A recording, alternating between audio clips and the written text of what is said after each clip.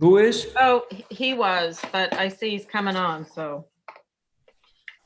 Who? Oh, never mind. Steve, Who? Stephen Welch.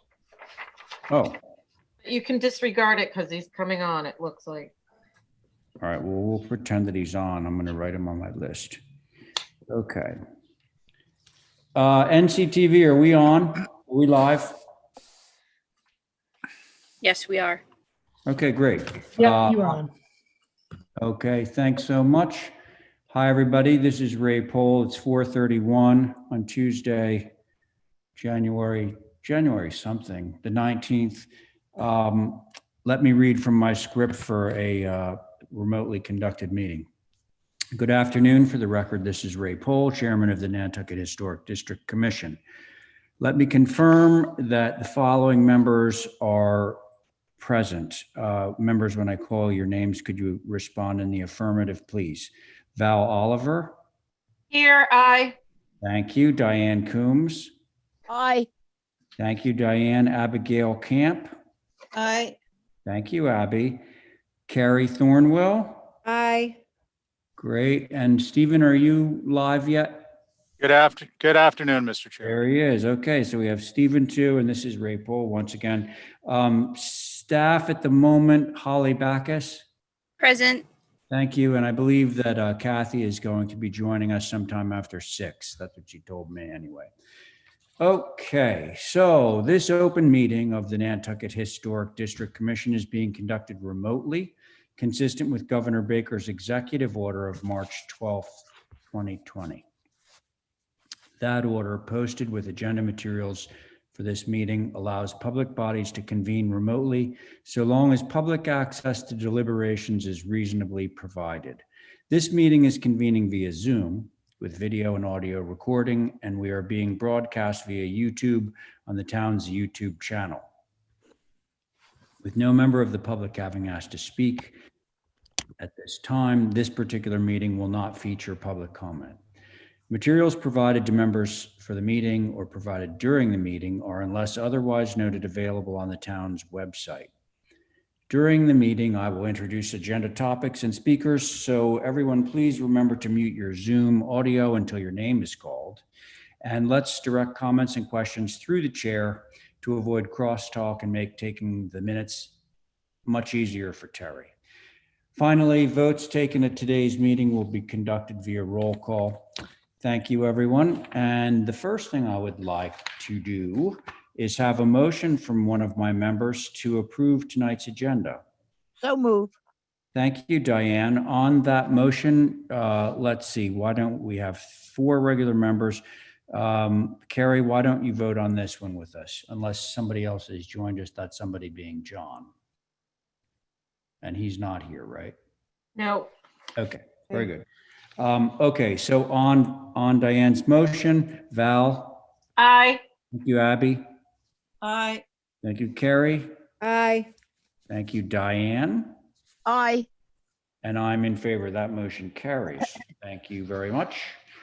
Holly, is there any public comment that was posted on email or anything like that that we need to know about? No, Mr. Chair. Okay, so moving right along, we have 15 consent items this evening. I'm one of them, so I am as well. I am as And- well. Okay. Okay, so Diane, it's obviously to you to chair. It Yep. looks like your board on this one will be just barely a quorum. You have yourself, Abby, and Stephen. Right, that's it. Yeah, that's it. Okay, so I will. Madam Chair, I'll make a motion to approve the Thank you. consent items. Thank you, thank you. Abby, Aye. Stephen, Aye. and me, aye. Very good. Thank you. Now consent with conditions. This one will jump to Stephen. So no one needs to recuse there. Can I have a motion on that? So moved. Thank you, Stephen. On Stephen's motion, Abby, Aye. Diane, Aye. Val, Aye. Stephen, Aye. And I'm in favor. That motion carries. Okay, now we're right along to old business from December 29th. Mr. First- Chair, Yes, I have a question and a concern about that. The first application hasn't been heard since July 10th. So I don't know why it's on as old business from the 29th. And there was a well, lot of discussion on this particular application being in context with what they were planning to do, and it's not a solo application for me. What well, app is that, Val? It's moving, demo move off of 31 Fairgrounds, Wiggles House for what's planned to come in there, Right, which, we didn't approve that. no, No. we didn't. No. That's why it's on again. but Okay, it was so- from the 29th, so I just was curious as to why it jumped the line. well, it was on from the 29th because it's old business that's prior, right? Yes. From we- July we 30th. filed extensions per requirements to bring it Right. forward. While Right. while this was being discussed at the planning board. So Val, Yeah. as one in the business, you know how this system works. What happens is we have a certain number of days that we need to review and either approve or disapprove of an application.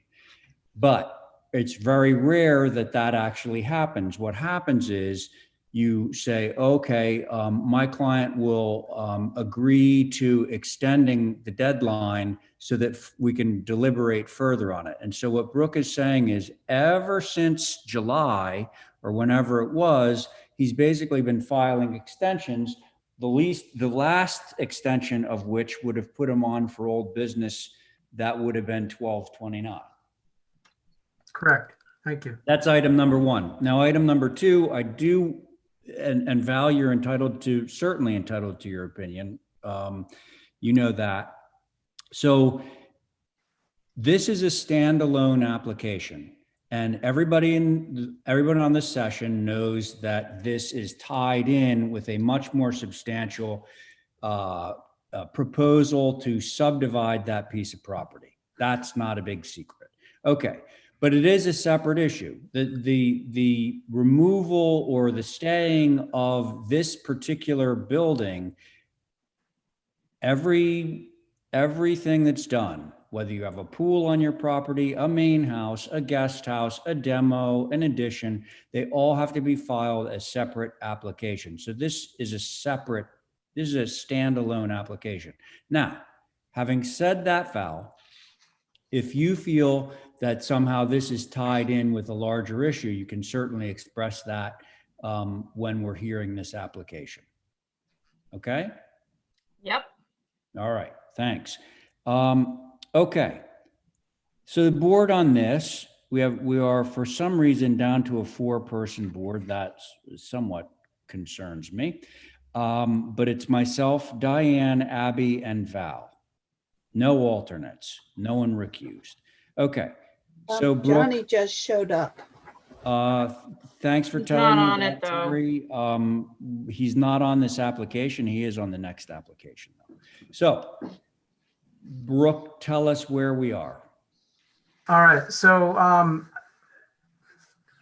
what's been going on in the background is a planning board approval for a larger for a multi unit subdivision, and there was all kinds of requests for vegetative buffering and so on and so forth.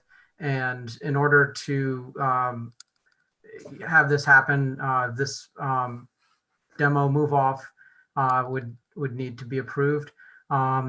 This is definitely a project for the greater good.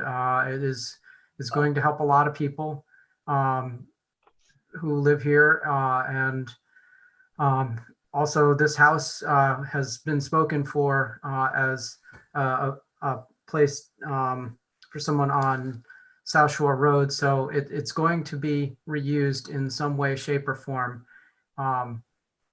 Honestly, I can't think of, any other way to spin this, because it is an overarching positive. It's a ranch style building, and I know that there are quite a few ranches in that area, but I've also seen a few of them get knocked down without prejudice. Up near Parker Lane, that place was subdivided 6 different ways, and I think over on Newtown Road, Newtown Court, there was a couple of ranches there. So the fact of ownership, I don't know how that makes this more unique than any of the others, but I'm hoping that you will consider it in the context of the bigger picture, as well as within the context of some of what has been happening in the neighborhood more recently.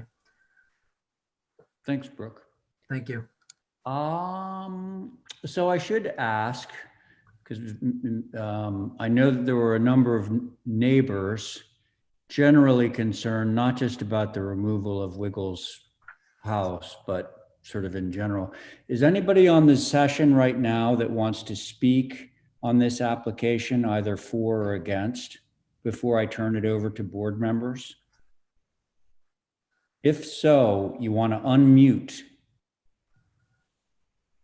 and just let us know who you are. Mr. Chairman, I have a question. Okay, John, you're not on it, but you go ahead. Yes, what's your question? I've just shown you showed it out in Korea Lane. Is that where the Wiggles house is going to go? Yes, that is the plan right now. Yes. Thank you. Okay, thanks, John. All right, so not hearing from anyone else, I'm going to move forward to the 4 sitting board members. And Val, since you've already expressed concern, can we start with you? Sure. Okay, thanks. I'm also in the neighborhood, Yeah. as well as an HDC member on this, just to be clear. I also sat through all of the planning board meetings on this, and what is going to come before us is an anomaly for the neighborhood, but nonetheless, this, it's in the name of affordable housing, and I fail to understand how a house that's perfectly good in an area where you're going to put affordable housing, which, by the way, was not mandated by the planning board. There was no mention of it being affordable. It's just housing. Would get rid of a perfectly good house to make way for something else. That's my concern. We're losing every single family dwelling in this area. And I know that because I've lived in Mid-Island my whole life. I think probably my mother is going to be the only person left in the neighborhood of that age bracket who had a family, raised them there, and is still the only person alive. And it's just concerning to me. The whole area is changing. And I know that the planning board has sort of slated this area for urbanization, but I am on record as saying I think it's a shame to do this. But I'm appreciative the house is going to get reused. Okay, thank you, Val. Diane, what are your thoughts? My thoughts are it shouldn't be moved. You've got a great big piece of property there, and it should move. If the plan that was presented to us, however, far back, was not like Fairgrounds Road. With the ring going around the back and pushing it up into the houses behind it. I think that it should be removed and reused where it is, instead of building houses that look like little monopoly houses. Then to keep one house there that's a fairly good size can be added onto and is perfectly good. I think the original plan was not to move it down to Korea Lane, but to put it down to 31 South Shore Road. Well, it's in the neighborhood, Diane. And the property is owned by the same guy with a different name on it, but it's the same person. So I think it should be rethought to be left where it is and put in a way that it fits in with other houses and does the same thing without removing a house that's been there for a long time and is right next to fairgrounds and becomes part of the streetscape. So that's my thought. Is that it, Diane? Okay, thank you, Yep. Diane. How about you, Abby? I'm listening to my board members that are more sensitive to this area than I am.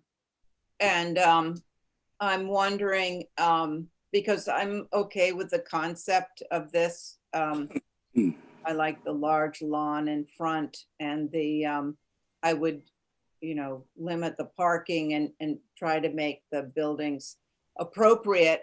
I'm wondering if we could leave that house where it is, use it as part to sort of set the tone of the development behind, minimize the parking and minimize the buildings, that it's a compromise, maybe not a great one, but that way you save the building and it's the streetscape, and maybe you don't get as many buildings or parking, but the area remains the same. Thank you. Thanks, Abby. Hey, Brooke, does this site plan show the footprint of where that house sits right now? It does not, but it's actually where there is a tree in front of the southernmost forward house. Yeah. Drag your cursor to the left. Holly, other way, other left. There you go. Keep going. Back to, yes, that tree right there would be the southern wall of the building. Southern wall, so it essentially right now spans between those two trees, kind of more or less? Yeah. Okay, Mr. Chair, yeah. Yes. Mr. Cassidy has his hand raised. He'd like to speak. Okay, Billy? All You right. need to unmute. Yeah. Can you Yeah, hear me? Yes, yes. Yeah, so I would just like to correct a couple of things that were stated earlier. First of all, Wiggles' house is due to be, or hopefully will be moved as part of the covenant program out to Danny Casano's lot, which I believe, correct, it may be one over from the corner of Korea, John, but it's on South Shore Road proper. That. It is, and Diane, to your point, I have nothing whatsoever to do with that property or with the lot. It's going into the covenant program, and there's another young man who is taking that and has been waiting. Pardon me? So I just wanted to say, Billy, I know you don't have anything to do with it. And I said it was going to Danny Casano's house down there on, it's 35 Old South Shore Road. I know that. Oh, I'm sorry. I thought I came in. I'm sorry. I was trying to get into the Zoom meeting. In any event, I thought I heard you say that it was the owner, same guy, and so on and so forth. And I thought you meant it was me. I just wanted to say that was that's not the case. Okay. There is something happening here. To Val's point about the planning board not mandating this as affordable, she's absolutely accurate. However, there's something pretty neat in the wind that is going to be announced fairly shortly. Affordable Housing Trust, we know. What's that? The Oh, Affordable Housing Trust. Well, I don't know that, but what I do know is that it will be used as intended. And any notion to the contrary is simply not accurate. In any event, I appreciate the attempt to bifurcate, that this is heard as a separate issue rather than the pending applications for the new construction. And that's what I've got. By the way, just to Val's point about her mother and the neighborhood and so on and so forth, you know, Val's mom happens to live in what I consider to be the nicest example of the architecture that I think Val is referring to when she talks about the area. And that's not this. That's all Okay, thanks, Billy. Brooke, so you identified where the existing cottage is, and now I can sort of see where it sits. It's been a long time, but I mean, I'm sure this issue of, or concept of keeping the existing house on the property someplace, just as a, you know, an artifact of the way things were there, preferably obviously closer to Fairgrounds Road. Why is that not on the table? Can you remind me? There is a 40% open space requirement, and it would mean I believe it would mean going back to the planning board for to have a new lot or an exception put forward. We would like the open space on Fairgrounds Road just so that there is a vegetated buffer between this and the homes. And per neighbors' concerns the last time, there's now a vegetated buffer on the backside that's at least 15 feet deep, all the way around the back. So the idea is to enclose this in vegetation. Right. I'd have to you know, speak with Billy about reusing the building, but Okay, I thank think you. we're kind of limited in that respect. You know, Stay right there. Holly, stay there. So this proposed pavilion, you know, like I know the footprint of that is smaller than the ranch house, but you know, if it was over there, it would be like this. Actually, somebody could live in it, and it wouldn't be an interference necessarily of that big open space, because I think everybody likes that too. But I really, Billy? Yes, may I? Yeah, may go. I? Yep. So to that point, specifically to that point, the land bank is in all likelihood going to be establishing a position, if you will, with the open space, with the intent that it be the land bank is probably not going to want that pavilion. This is going to be encouraged, as I understand it, passive recreation space. Think kids throwing a ball, not a big, you know, not a re-replication of the Old South playground, which, by the way, is fantastic. But you know, just a yard, a real yard for kids to play in. I wanted to chime in there because with Brooke talking about vegetation, it'll be something that's done attractively. But that pavilion that you're referring to may or may not be built. And regarding the house, I would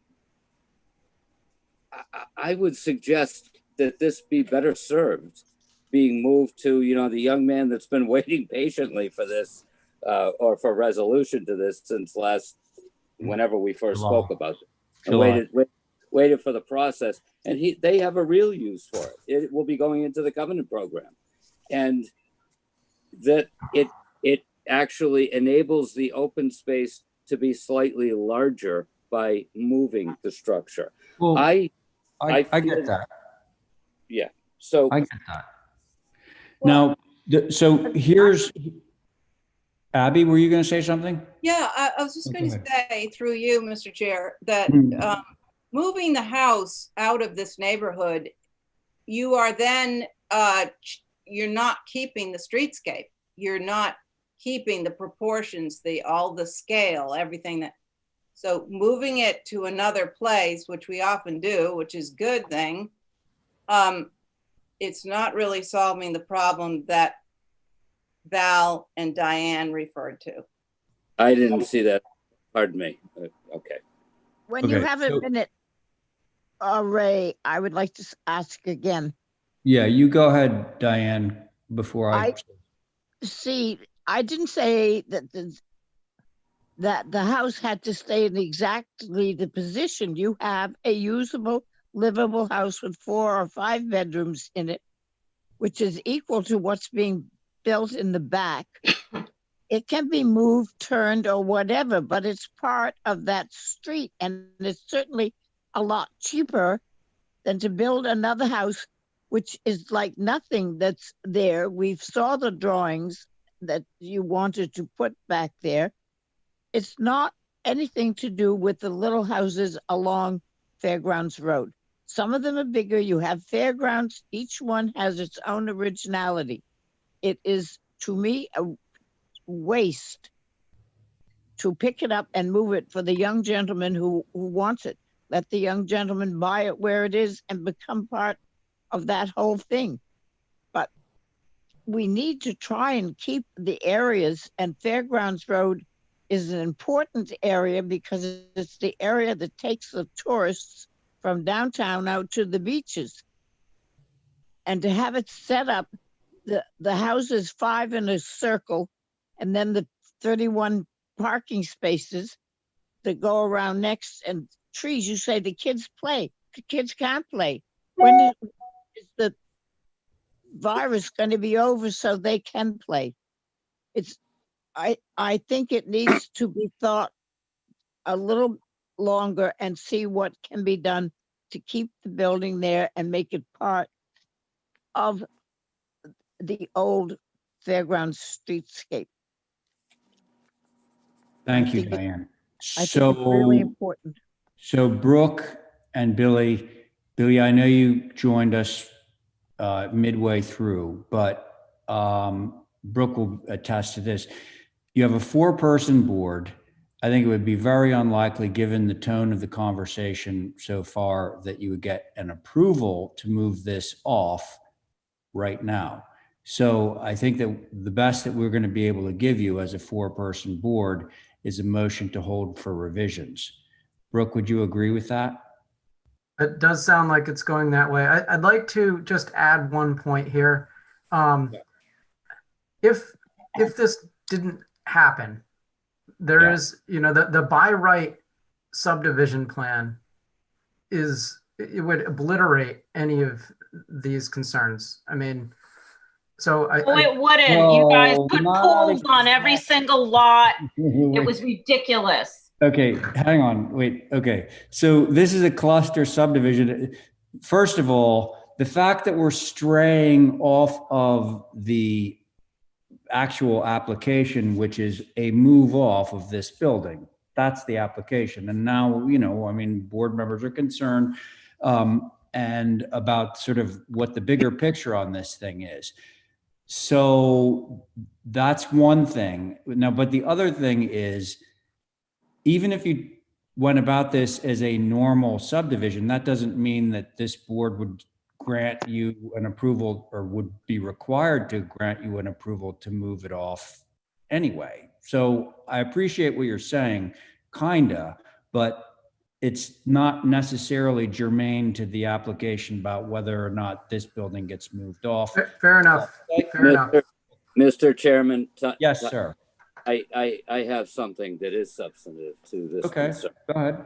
So, with no one individual in mind here, if we save Wiggles's house, Diane brought up a point about reuse and readapting and so on and so forth. I appreciate that. I understand that.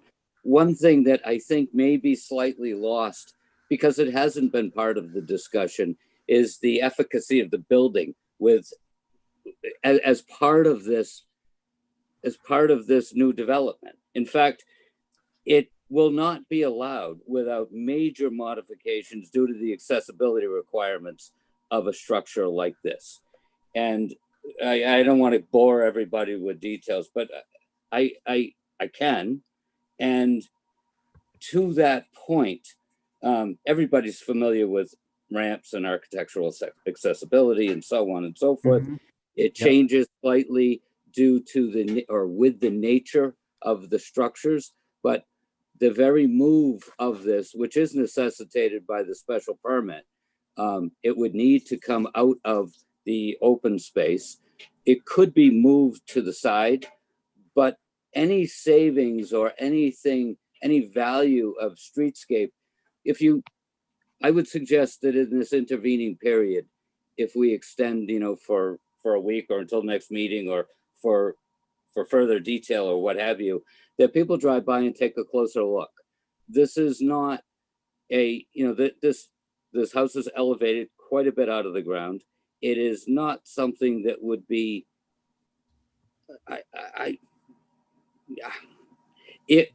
Billy. it would be an order of magnitude more expensive to try to rehabilitate this building rather than moving it to the other location where it will provide a real service and not a blight, by the way, to its ultimate, I hope, destination.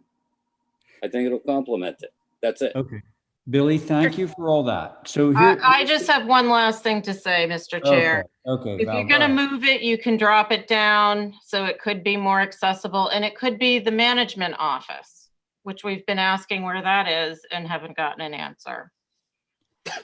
So I Val, thought- that's what you just said. Actually, what all the board members just said is going to lead me to what I hope is a concluding remark on this before we take it to a vote. And that is, there's a lot about this subdivision thing that I certainly don't know about what your limitations are and that sort of thing, or what your freedoms are. And so we have to, because none of the board members fully understands like what your options are, we're simply expressing, like we do with the design of a building, we're expressing what our concerns are. And then we're sort of like, batting it back to you to say, okay, here are our concerns. How can you like better accommodate us so that we feel comfortable moving forward as an approval or whatever? Can I make a suggestion, Mr. Chair? Yes, Abby. Whatever it's Motion. called. That Motion. maybe they go back to the drawing board and come back to us with maybe a couple of alternatives.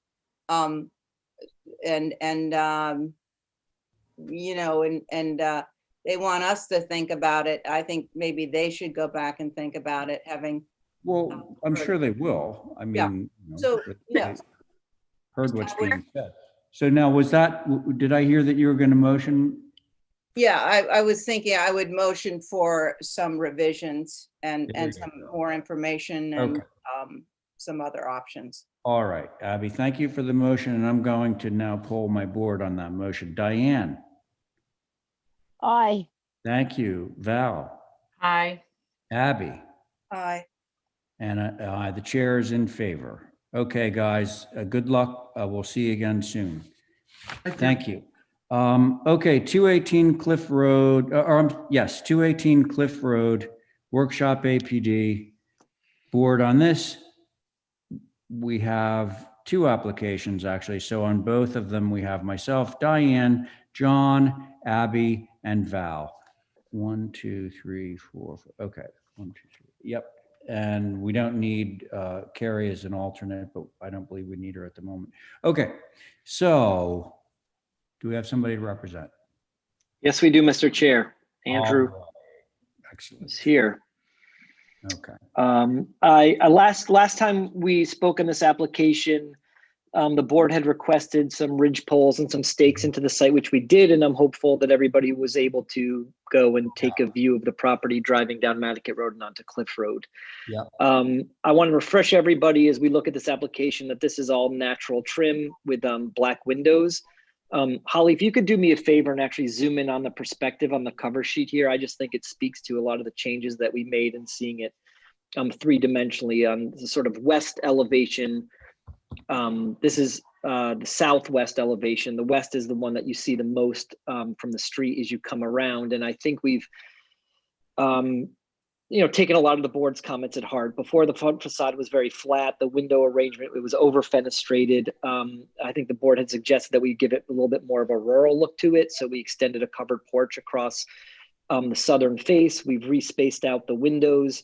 We've dropped all of the ridges down and embedded all of our head casings into our fascia boards. And on the secondary mass that's to the right of the main mass, which was a full 2-story mass previously, we've dropped down to make a 1.5-story mass.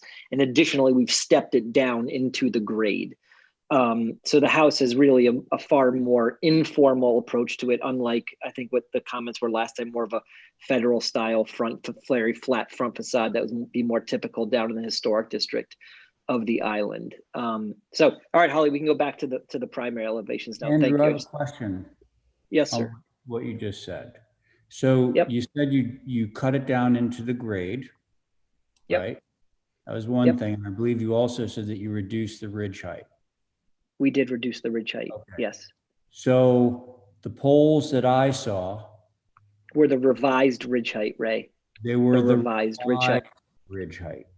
Okay. That is correct. Just Yep. to be We worked it out before we put those up. Yep. okay. All right. So I think it's fair to say that as you come around Cliff Road and you look up into the site, although please bear in mind that in the landscape plan, we're jiggering the driveway to make it not a linear single line site up into the property, but you will still see the second floor and the roof line of the northwest elevation of the house. I think there's no denying that. Right. But I think again, with natural trim and the black windows and the sort of, tucked in windows on the second floor into the fascia, the house has a far more lower approach on the site compared to what it was before. Okay. We've also taken about 25% of the windows out of the project and all the facades and spaced them out a little bit differently. Particularly on the ground floor, it was over fenestrated with triple ganged windows all over the place. And we've now broken that up quite a bit on both the south and the north elevation. This is what you see the most, the west. So Andrew, we can't really read this. I'm sure we dropped the ridge a foot in the main mass. Yeah. So it is down at 29 feet. The board had commented last time about the fact that we were building on the highest portion of the site. Correct. And I think once we ultimately get to Mirka's drawings, you're going to see how the topography actually slopes up several more feet in the southeast corner of the site. So we're not on the highest part. We're sort of creating a plateau at about a 45-foot elevation. Well, so how across much are you there. dropping the grade? We're The grade around the shaving house down has dropped 12 inches as well. 12 inches. So the grade around the house 12. has dropped 12 inches as well. So Okay. the net drop of the ridge Off line the was 2 feet. ridge, and we have a foot off of the grade. So net, the ridge has come down 2 feet. That's correct. Right, but on this mass 2 on the right, our ridge height is about 3.5 feet lower than it was. So the overall visual impact of the house is far less. Okay, thank you. Okay, so And again, natural trim. Just saying natural trim. I'll say it 5 more times, but yeah, I don't think anybody heard it the first. no, nobody cares. Nobody cares. All right, that's it, Mr. Chair. Okay, let's scroll down and see the whole thing. Yeah, there we go. So here's the west. It's pretty unassuming. Yeah. Looks better with the covered porch, much better than it did with the pergola element. And then on the north elevation, again, we've taken a lot of the fenestration off, respaced things out a little more equalized, and obviously dropped the eastern mass down with the dormers as well, 1.5 story. All right, just to clarify, north faces Cliff Road? Yes. Okay. When it swings around, Abby, yes, faces out to the sound. Yeah. And then this is the east elevation, which really has no visibility at all, this side. Right. From anywhere. West does, yeah. Yeah, west does, yep. Which is why we put the 1-story mat, the additive massing 1-story piece on that side. Okay. And then we've got the sort of longitudinal ones that give you, the grading, which is more accurate in Mirka's, but there is a walkout condition on that eastern mass as well. That will be really slightly more buried than what it looks like here. Mhm. And then the board had asked to see the garage with the main house, and that's what was on the other one there. So you see the whole thing together. Okay. Mhm. All right, Andrew, does that conclude your I think- presentation? Yeah, I think that's it. Oh, I think wait, we didn't ask, what's the trim? What's the trim color? it's I think it's natural, Mr. Chair. Yeah, it's gonna gray up and blend Very in with good, the very good. natural That's Nantucket the right landscape answer. really well. Yeah, Thank you. it's good. Okay. Strong look. So thanks, Andrew. Let's see, who should I begin with? Come on, people. I'll take a shot at it. All right, there you go. I You're did very go brave. view several times to see the poles and try and imagine this house there. A couple of things stand out for me, and one is that this house is 98 feet side to side. Does that include the garage? No, No. Okay. Okay. and the pool is in front of it, facing Cliff Road. I know that they're talking about sinking that down with some retaining, so maybe that won't be seen. But I do have some concern with a structure of this size, whether, it's been reduced in height or not. It's 29 as opposed to 30.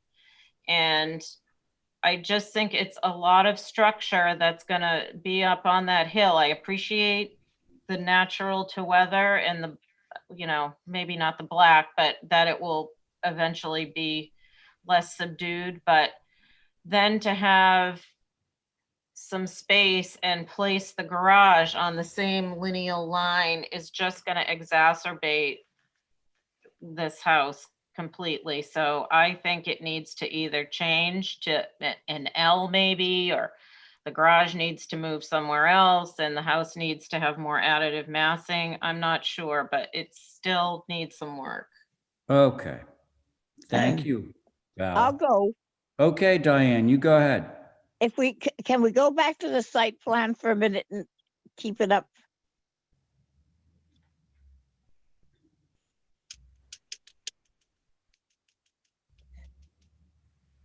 All right, I'm trying to see where the actual north is. It's that way.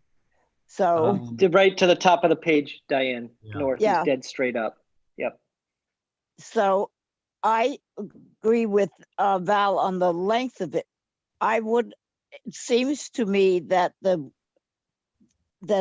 addition or the right-hand side is almost the same size as the main house. I think that it would be good to perhaps reduce that. I'll tell you what I really appreciate is there's no roof walk on it.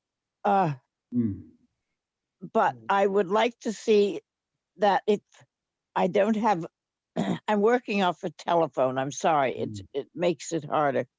But it looks to me from what I can measure is that the addition on the right is very short of being the same size as the main house. That's one of my main things. And it looks as if you have enough room to drop the garage back. And I would like very much to see what the hardscaping is for the pool, because we sort of, maybe it could turn, so it would take it further away from Cliff Road.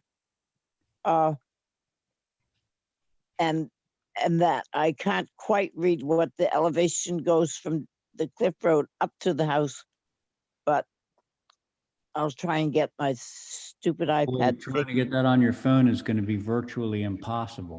Yeah, So just to clarify, so the main mass is 42 feet long, and the secondary mass is 36. So it's 6 feet difference. Just to okay. Well, provide that information. it's just, and then with the other one on the left, it makes for a long footprint there on the left of the main house.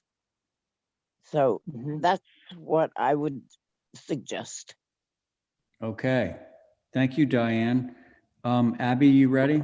Yeah, so, I like your design. I just think it's in the wrong place. It appears too suburban for me, for that area, for the hill. It doesn't reflect the natural topography of this lot. I don't know how to redesign it, but what I'm worried about is from Cliff Road, looking across and seeing this very long building, over fenestrated, still very tall, and it's going to have an impact. And right now it's sort of like it's just like a hill, and now this is going to be in the side of it. I don't know how to change that.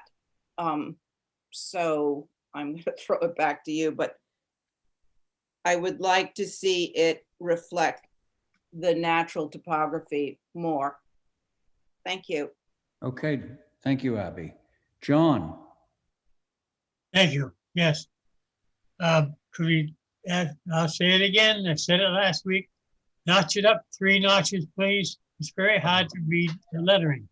Yeah. I'd appreciate it if we could do it every week. It would help. Thank you. I was out there today coming in from Nantucket, and as you make that curve, I looked over, and whatever you've got looking at is right now towards the north elevation. I believe where the house is going to go, next to the house that's existing there now, that north elevation is going to be visible with all that glass on the 4 doors there. You ought to cut it down to 2.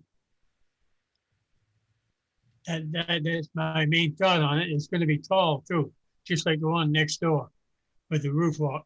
Thank you. Okay, John, thanks a bunch. So my comments are simple. Andrew, I appreciate the revisions that you've made so far. It sounds like you need to make some more. I'm sure that whatever you do to satisfy the other board members, I'll be fine with. Okay? I do Okay. have a suggestion.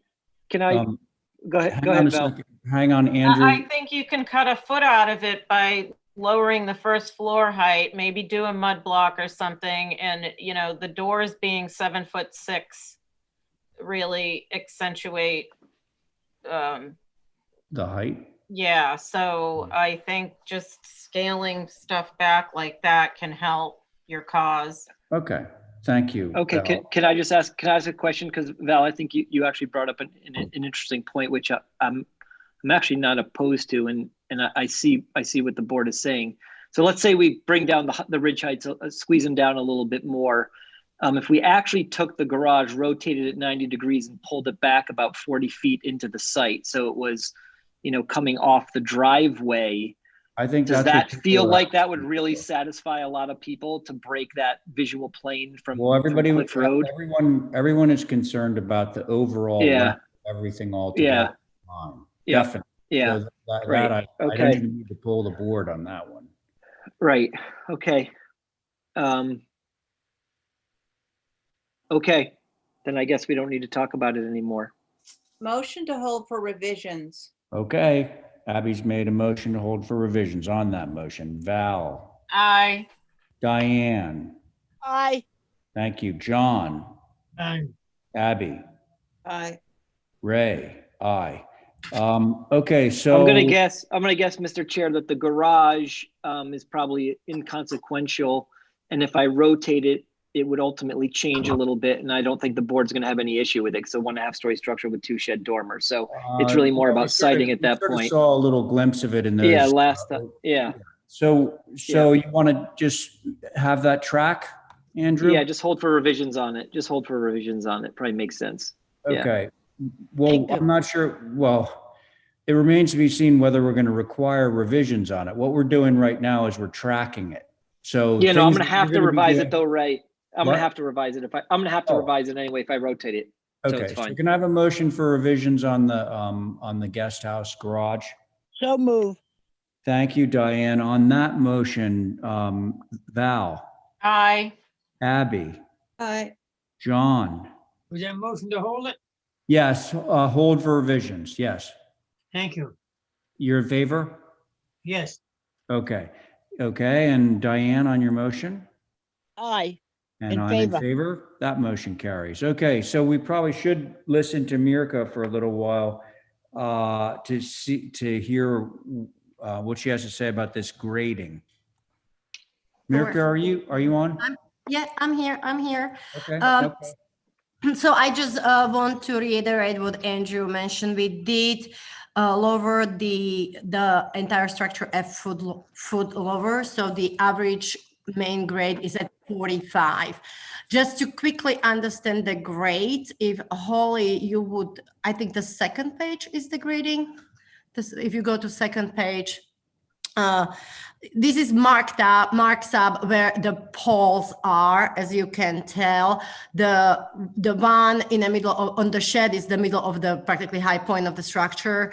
And then I stake out the 3 points of the retaining wall for the pool. So just quickly talk about the grading. If Holly, you can zoom into GIS map in the corner. I would like to really a little bit describe the full landform for this site, which is a little bit, again, as I said, a little more challenging because I'm working in a valley between two peaks. So as you can see, the high point right there where Holly has mouse, that's 46. That's where the garage is and where the parking and the shed is as of now. And then as you go towards the east side and to the neighbors, you can see the site really slopes up to elevation 50. That's the east side, the neighbor's property. It's kind of, you can see there's the berm. So this is just to reiterate, like we are not using the highest point of the property. We try to create a plateau at the ridge where the property goes from 46 to 44 to 43 and then back up to 50. So that's just, again, to be a little bit more detail about the topography. And then with the landscape design itself, I try to again work with the landform and even to, I believe so Abby mentioned to setting this all structures and the landscape all in the grade. I do work with the grades, trying to pick the higher point where the building is set itself, and then I'm rolling down to the pool, which the pool is set at elevation 41. So the pool itself, it's at actually 4 feet lower than the house. And if I included picture of the stake, which, and I know the last meeting, there was some concern with the neighbor's house. You cannot see the stakes at all. And I was even trying, and I don't know if you drive down there, the neighbors on the northeast, that building itself has staggered 2 retaining walls, which are on average between 3 to 4 feet against our property. So, and it's very heavily vegetated. So you cannot see my pool stakes, which I cited at where the high would be. So the pool itself will not be visible. Just it's at the grade. I'm cutting it down into where the existing house sits as of now at the elevation 41, just to the visibility. And I think that's as I think what I can say to the landscape itself or hardscape. I think page 7 is imperative to look at. She did some Absolutely. elevations. Thank you. This is all the cross section. Again, if Holly we can start from the first one. If Holly, you can zoom a little bit because it's really small. The purple line suggests as I cut in the front of the structure, this is from the driveway side. Purple line suggests the existing grade. As you can see on the right side of the property, we are kind of cutting in as we are going towards the right and front door. You can even see how it's from the cliff road, kind of slopes up, up, up. It's a natural grade, existing vegetation. And then from the main mass, the grade slightly drops approximately 2 feet, and where the garage is, and then it picks up back up going towards the east. So the red line also suggests what the initial siting of the structures was with initial filing, comparing how it reflects with the latest revisions from Andrew, which you guys just reviewed. Then Good the looking next, house. huh? Good looking house. Sure. Then the Sorry. next, Sorry. you're supposed to be on mute, Andrew. Sorry. Exactly. The next cross section is kind of cutting through the pool. And again, you can see in the front of the main mast, the grading there is almost at a 44 to 45. So I am kind of cutting and filling to bring the pool a little bit into 41 elevation. And again, naturally it meets the existing grade down below as it goes to the neighbor's property. So yes, this is a little bit that exposed corners. But again, you cannot see this part from the cliff road, neither from the neighbors at all. And then there is one more cross section, I believe so, and that would be cutting across. Yeah, and again, this just shows how the grade kind of rolls down towards the cliff road. And we have one more or a few more elevation cross section. This is the cross section kind of facing as it the master bedroom, I believe. So again, purple suggests where is the existing grade and how we will be cutting in the high point at that area from 46 to 45. Same, even the parking itself, it's kind of meeting the existing grade. And then this is the cross section between the garage and main house, how the grade naturally kind of slopes down, meeting the cliff. And the pool is set at a little higher grade to negotiate the grade difference.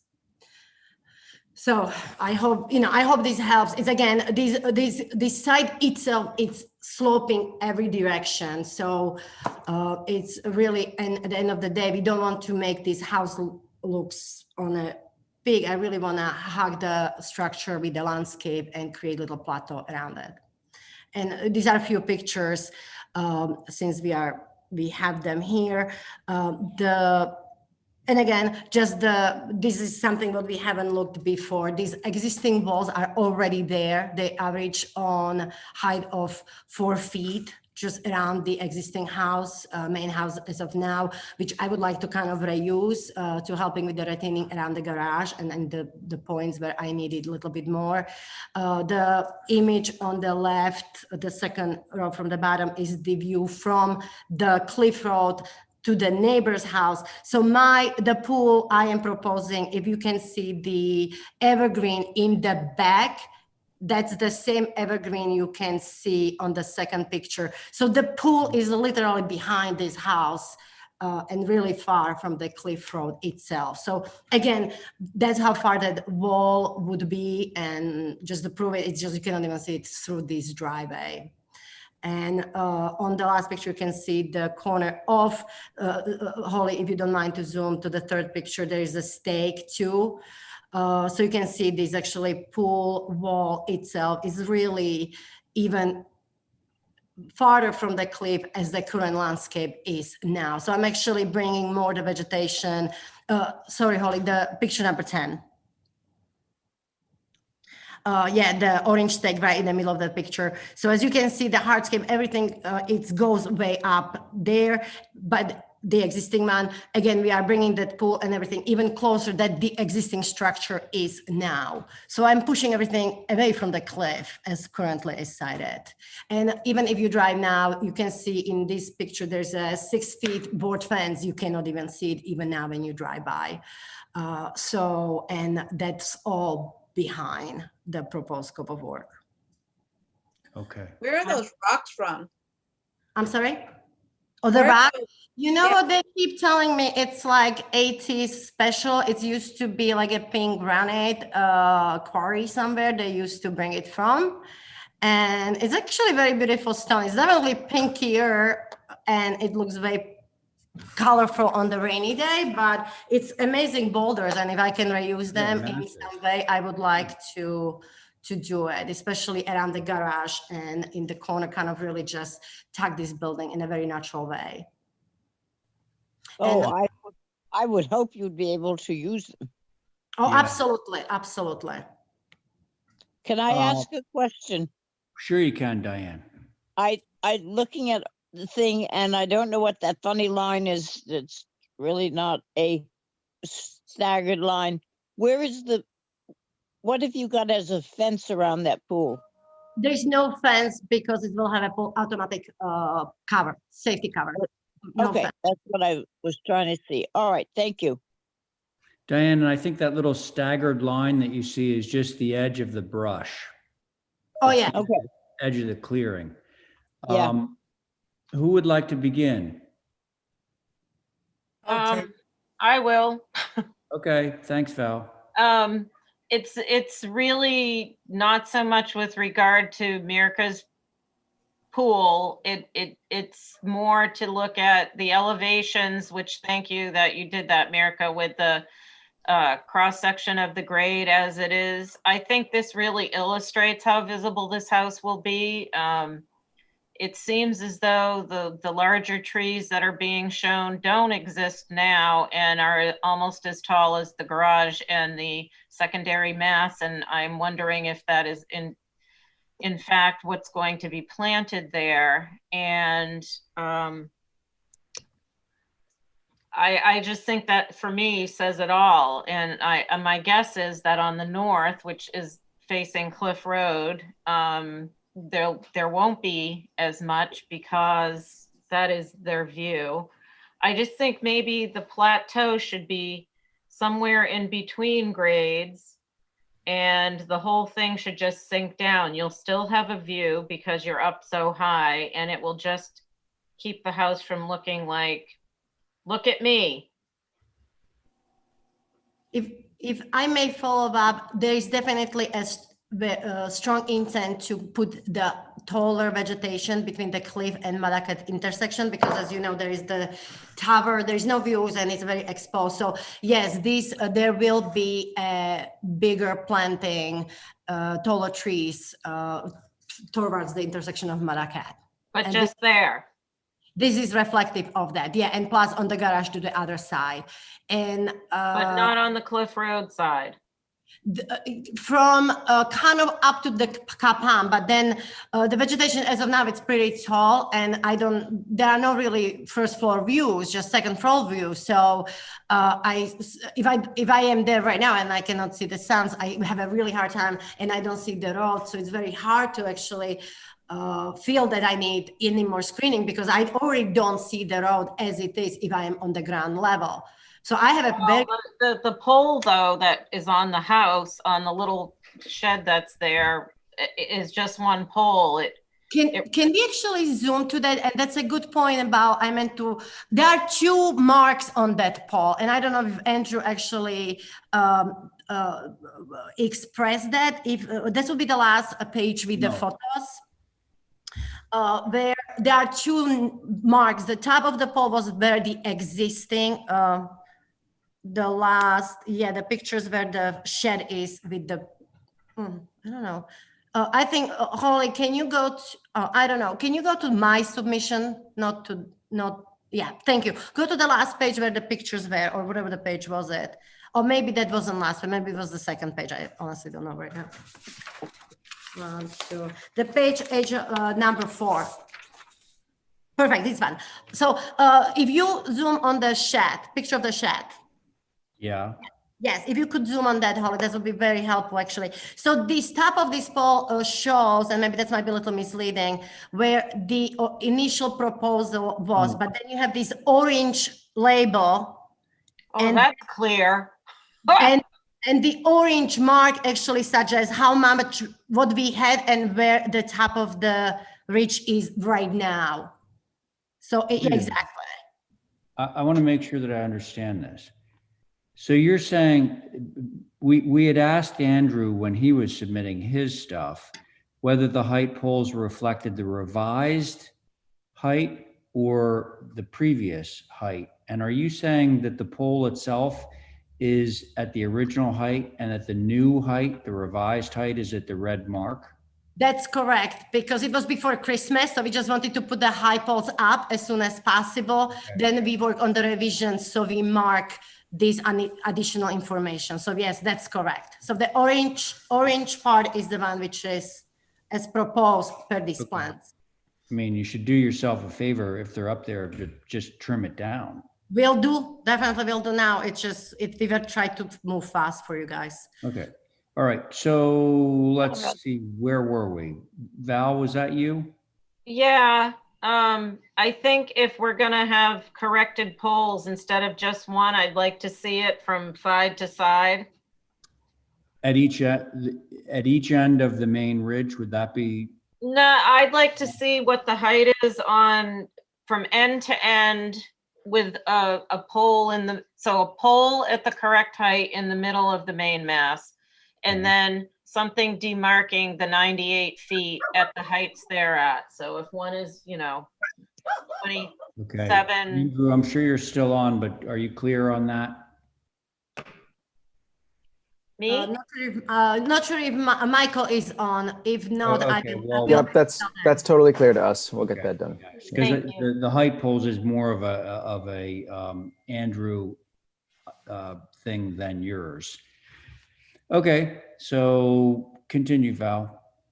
No, I just think that having an idea of exactly where that is going to be very helpful Okay. for the whole process. All right, I have to agree with that, definitely. All right, thanks, Val. How about you, Abby? Sorry. My main concern is the length of this building. The landscaping is secondary to me for this application. Okay. Well, that's pretty succinct then, because we've already discussed the two buildings, and Mirka, I'm sure, was listening in and knows that there's going to be some alterations to the site plan because of Andrew's suggestion to move the guest house garage. All that's going to affect the landscape. But your point is that it's more about the buildings than it is about the landscape, right? Yeah, I'm very excited about these rocks. I think Mirka's going to do a great job. It's not really I'm not concerned that much about the landscaping. I'm concerned more about the length of this building and the impact looking on that north side up from Cliff. Thank you. Thank you. If rocks were exciting things, these rocks would be the ones that I would be the most excited about. So I Yes. agree with you, Abby. Absolutely. They're very exciting rocks. Diane, how about you? Diane. Is Ah, you're muted, my dear. Yes, you're still muted.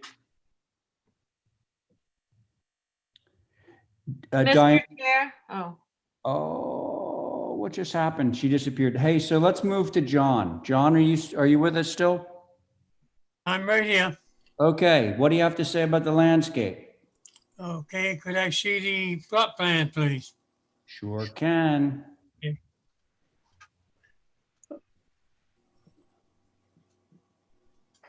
Maybe the first page, Holly, might be easier for. Okay. Now, would you back it up 3 photos, please? Keep going. Right there, a little more. We've got the car in it. The photograph with a car in it, John? I think the cross section, perhaps. Was it a photograph, John, or a drawing? Yeah, it's cars. This is one. It's on one Oh, of these. well, there's a car. Keep going back if you can.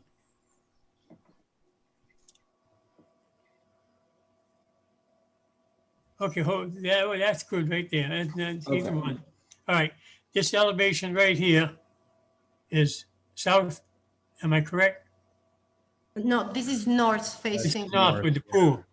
Okay. Oh, can you go back to the plot plan, please? I'm interested in that pool.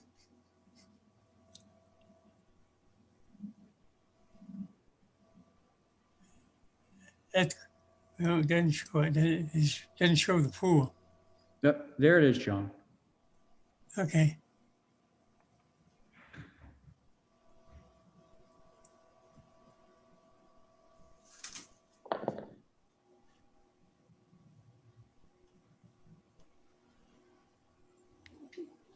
The pool's not in this. Yeah, the pool is that light blue thing that has the Oh, three circles, three red circles around it. That's a big pool, yes. I wouldn't have too much to say about pools, you know how I feel. But anyway, if this cannot be seen, if the house is built first and the pool where it's going, it'll, you won't see it from the street. Right. You might travel, if you stating that the driveway is a traveled way, which a lot of times we have.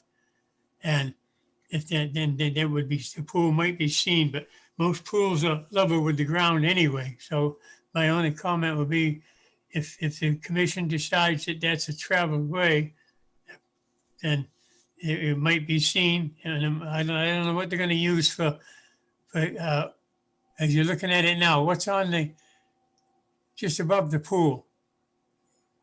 That's a- Three that's dots. a retaining wall, yeah.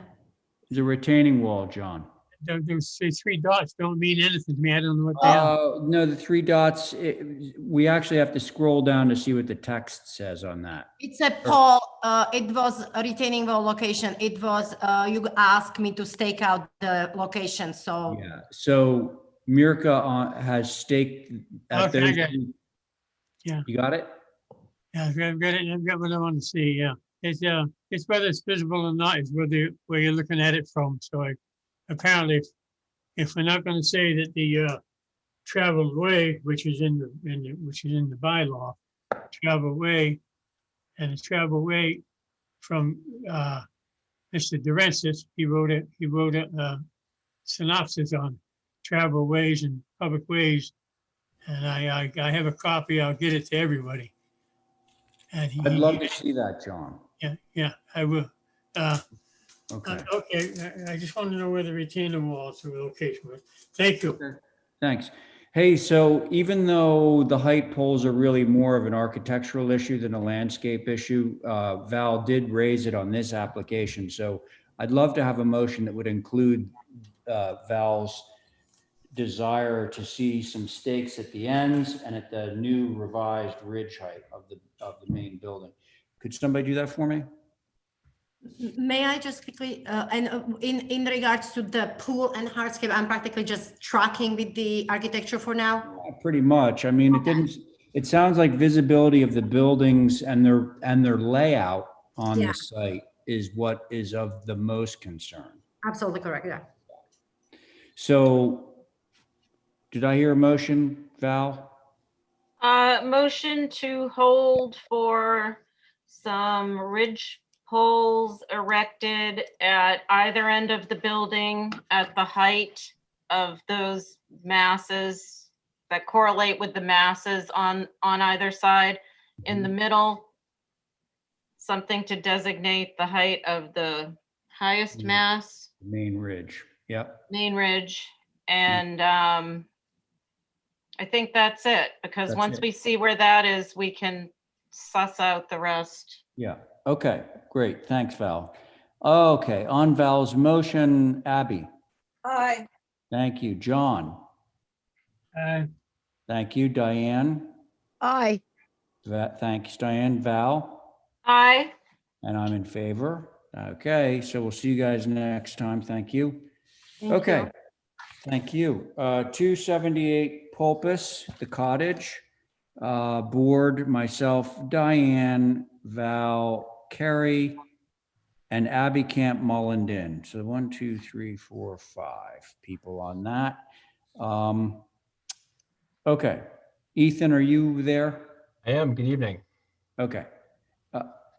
Okay, good. Go ahead. Okay. So at the last meeting, there was some discussion, but the project was held for 3 ridge poles, which we installed and then sent some photos. I understand that some of the members might have been out to the site. I think Abby had gone out maybe even back in the fall. So I'd be curious to see if anyone else had any additional comments or ability to visit the site. We also did some minor changes to the project. We revised the colors. The trim color went from blue to gray. All the window sashes continue to be gray, but additionally, all the doors will be gray, with the exception of the barn doors on the studio structure, the kind of garage structure, and the front door, which is sort of tucked in the side there. And that we they will also be what? I'm sorry? What is their color? Oh, they are they're still the Cascade blue. Oh, So it's sort okay. of a gray blue. Yep. We relocated the big skylight to the south elevation, so it's no longer on the north. And we did a little bit of adjustment to some doors and windows. Additionally, we also provided a more detailed grading plan, which you can see on this page, that shows how we're treating or modifying the existing grade to site this house. And that finished grade will be essentially the 14 and a half, 15-foot elevation is where we're going to have the sort of flat part where the house will sit. So you can see we're kind of cutting into the hill on that southeast side, and we're kind of feathering it in a little bit higher and infilling on the northwest side and the west side. And that is the substantial update since the last meeting. All right, Ethan, this is going to become I'm pretty sure it's going to be something that's going to be discussed actively. So the high point that I'm seeing on the topo plan closest to your structure is elevation 18. Correct. Okay. Now, on this very large site, are there any other crowns? And if so, what are their elevations? So it might be actually, even though it's still tricky to see because it is such a large site, if you scroll to the bottom, there's a section through the site. And it might help sort of, sorry, go up to that first page, please. And just at the bottom of that sheet. Okay, well, that's so tiny that I'm not sure that it like. I agree. We can cut it. I mean, that is just literally the scale of this site in relation to the project. So okay, Ethan, there's another way of doing this, which is, so we've established, because you have a close-up of this, that you're at 15 with your grade. There is a little sort of knoll, if we want to call it that, that's at 18, that's just adjacent to your grade. Correct. And my question is, what are the other like little high points on this particular site? It's back up to 18 at Pulpus Road. Yeah. And other than that, those are the really two high points at Pulpus Road and then sort of the center of this site. So what's the elevation at Pulpus Road? 18 again. 18. Okay. The remainder of the site, obviously there's significant portions of wetlands, which you can see delineated in the site plan, all those darker areas. And then you'll also note in the sort of it's a lighter blue color, those are the 150-foot setback lines from those subsequent wetlands. You're outside the 100 because we can't really see the color on what we're looking at. Correct. Yeah, we are. You can see in a little bit more detail on the zoomed in plan, but you can see we're really trying to keep all the grade work and any interventions outside of the 100. Yeah, that's fairly obvious. Okay, thanks. Is that it, Ethan? Correct. I appreciate time and I'd like your comments. Thank you. Okay, and did I see Whit on board? And I know Whit, you want to withhold comment until I'm sure after other people have spoken. But if I could, Mr. Chairman, thank you. Oh, I'm sorry. Go ahead. Yeah. I mean, if you're part of the the applicant process, go right ahead. No. I'm sorry, Ray. I meant if I could withhold until after any other comment. You did last That would be time, great. so I figured you'd want to do the same thing this time.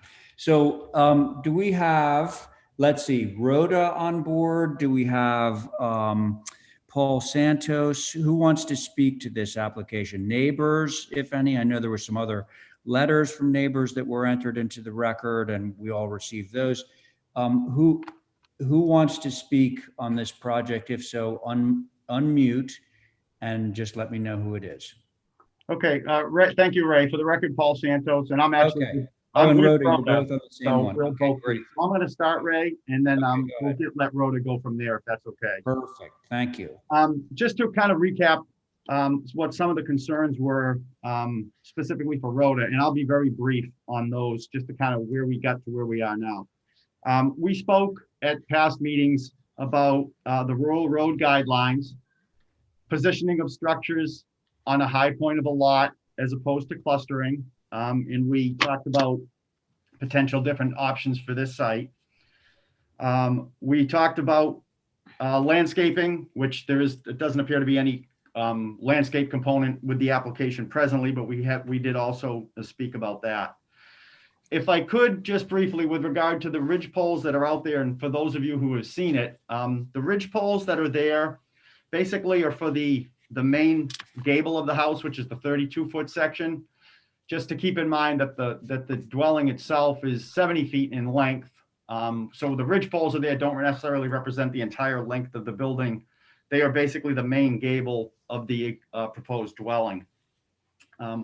With regard to the grade that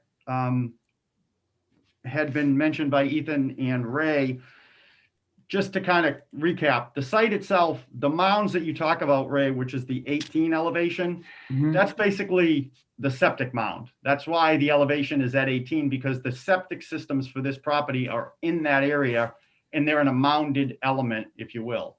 So the building itself, grade-wise, is at elevation 15. The general grade of the building is at 15. I'm assuming the first floor elevation would be around 16 or above. And it's approximately a 1-foot cut on the high end of the building, and essentially would be a 4-foot fill on the low end of the building. So the building is going to be a level pad, cut in on the high end at a 15, and then filling on the low end at the 70-foot end of the existing building. And the grade itself of the site is, as Ethan had said, was the elevation at Pulpus Road is about 18. The site or the pad building is about 15. And then there is a significant drop to the center of the site is down around elevation 3. So that profile is hard to see that at that large scale.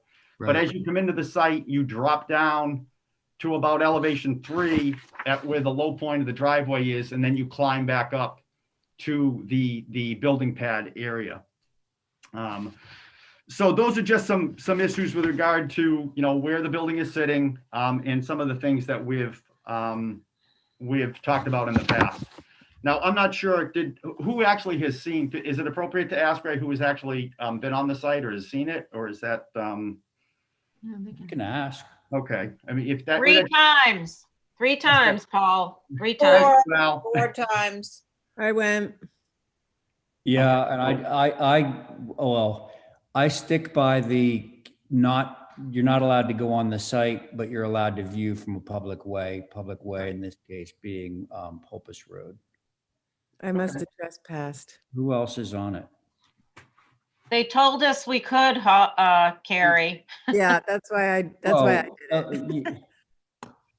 Well, that's fine. Then you establish, the height poles are actually there, right? Yes.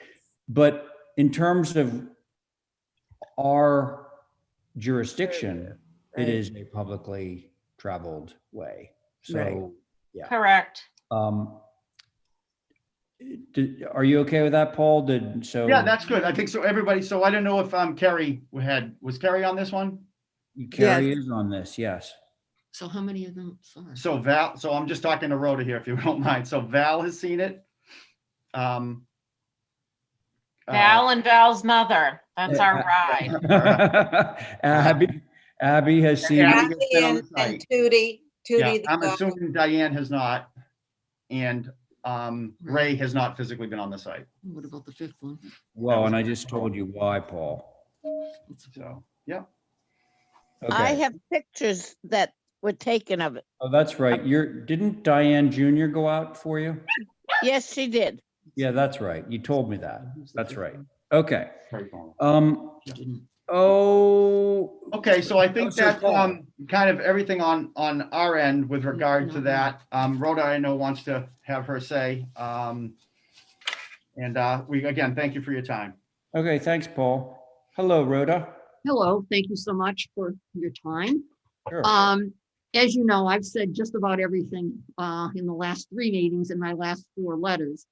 I hope that the commissioners will ask the applicant to go back and select a more appropriate location for this 70-foot long structure in the middle of a 19.7 acre lot.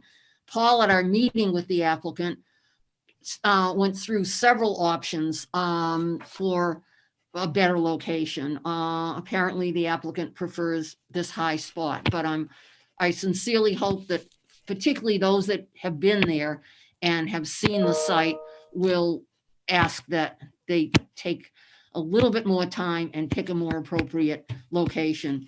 As for the dwelling and the garage studio, it's clearly unlike anything I've ever seen on Nantucket, and there's certainly nothing like it in Pulpus. I would hope that a more appropriate plan would be forthcoming with a landscaping plan. I did get a copy of a letter that Kathy sent from another direct abutter, and I hope you've read that as well, because I think that was very appropriate. That was your architect neighbor, right? I don't know her, but I'm sorry. Her name escapes me at the moment, but oh yeah, Martha Gray, exactly. Yes, she's an architect, apparently. But she sent the letter. They own about 55 acres, including the field that abuts both of our driveways on the Pulpus Road, the very long field on the Pulpus Road. Mhm. They're a direct abutter to that. And again, I guess in her letter, she dealt mostly with the architectural aspects, which obviously she's in a much better position than I am. But I would ask you, particularly those of you that have seen it, to please go back and ask them to pick a more appropriate location. I don't know whether they've ever met with their surveyor. Clearly, Paul showed the applicant several other options, and I would hope that they would at least go back to their surveyor and choose a more appropriate location. Thank you. Okay. Thanks, Rhoda. Let's see. Whit, do you want to speak at this time? Sure. Thank you, Mr. Chairman. In looking at the argument that Rhoda has put forth again in her last letter, she's categorized me as saying that the building with Nantucket in mind doesn't apply to this situation. That's not what I had stated previously, and certainly is not the case with this project. What I had stated earlier was that her objections regarding not building on the high point and the clustering, I think she's interpreting the sections of Nantucket, building with Nantucket in mind. Specifically, she's indicating in her earlier letter that she quotes the other settlements on the island section, which on page 90 includes Sconset, Quidnet, Walwinet, Surfside, and Nantucket. As a matter of fact, there's a map on page 89 of building that shows where these places are. Pulpus is not listed in that village environment. Also on page 139, she talks about building at the highest point. We're talking about a 3-foot difference over a 13 acre parcel. And again, building with Nantucket in mind talks about stretches of land rising 30 to 50 feet above the lower lands, and that's quoting page 40. As for the clustering, the proposed cottage is sited almost the same distance away from the barn as the existing main dwelling. So I understand that Rhoda's upset with the location of this. You really can't see it from the road. It's very difficult to see from the harbor. It's a low slung one-story structure. The fact that Rhoda can see it shouldn't necessarily invalidate the site of the location of the project here. And with that, I'll kick it back either to Ethan or to the board to ask whatever questions they have. Thanks, Whit. Thank you, Ray. Okay, Ethan, I think you've probably said your piece. So I think at this point, I'd probably like to turn it over to the board. I'm ready, Mr. Chair. Oh, okay, great. Abby, Thanks, Abby. Yeah, yep, go ahead. So let me put it this way. I went out there 4 times. I beat you, Val. And 2 of those times I couldn't find the turnoff. I went back and forth, and I looked at the mailboxes, and I pulled to the side to let the trucks go by. But the first time I went out there, Ethan's right. It was last fall. I got there. I met an older owner and of the property, and we walked around it. And then I just went out there the other day because I knew it was coming up. So from Pulpus Road, my point is, you can't see it. I could not see it. I couldn't see the ridge poles. I couldn't see, you can't see the property. And this, when you do drive in there, when you do drive down the driveway, which we were welcome to do, you see gently rolling hills. They're gentle. They gravitate plus or minus 5 feet maybe, but it's a very gentle landscape. And I could make comments on the architecture, but I just want to say that, for our purview, that it's got to be more than 3. I mean, I don't know how far off the road it is, but it is really, you cannot see it unless unless I went to the wrong site. So I'd like to hear from my other board members. To Okay, see if thank they, you, thanks, Abby. Who said that, Carrie? I did, yeah. Okay, great, go ahead. I agree with Abby. I did drive in the driveway because I didn't see the ridge poles. And it took me quite a while of driving down the driveway to end up seeing the ridge poles. So I was well onto the property. I went really close to them. I looked at them from a little bit of a distance. And on my way back up, I saw the 2 houses next door, and I realized they're also on the highest parts of their properties. The land rolls down from their property, from their houses. So I think if this is on the highest part of the property, they're not doing anything different than anybody else has done. And it's not a big hill where it's a castle on top of the hill. There's a number of rolling places that could be a little higher or could be a little lower. I do respect the fact that this is out of the 100-foot wetland. I think that's buffer. I think that's really important. And I don't know, because I haven't seen if there are any other places on this property that have the same quality of staying with, out of that buffer. But these ridge poles are hard to see. Okay, Carrie, thank you. Let's see, Val, are you ready? Sure. Okay.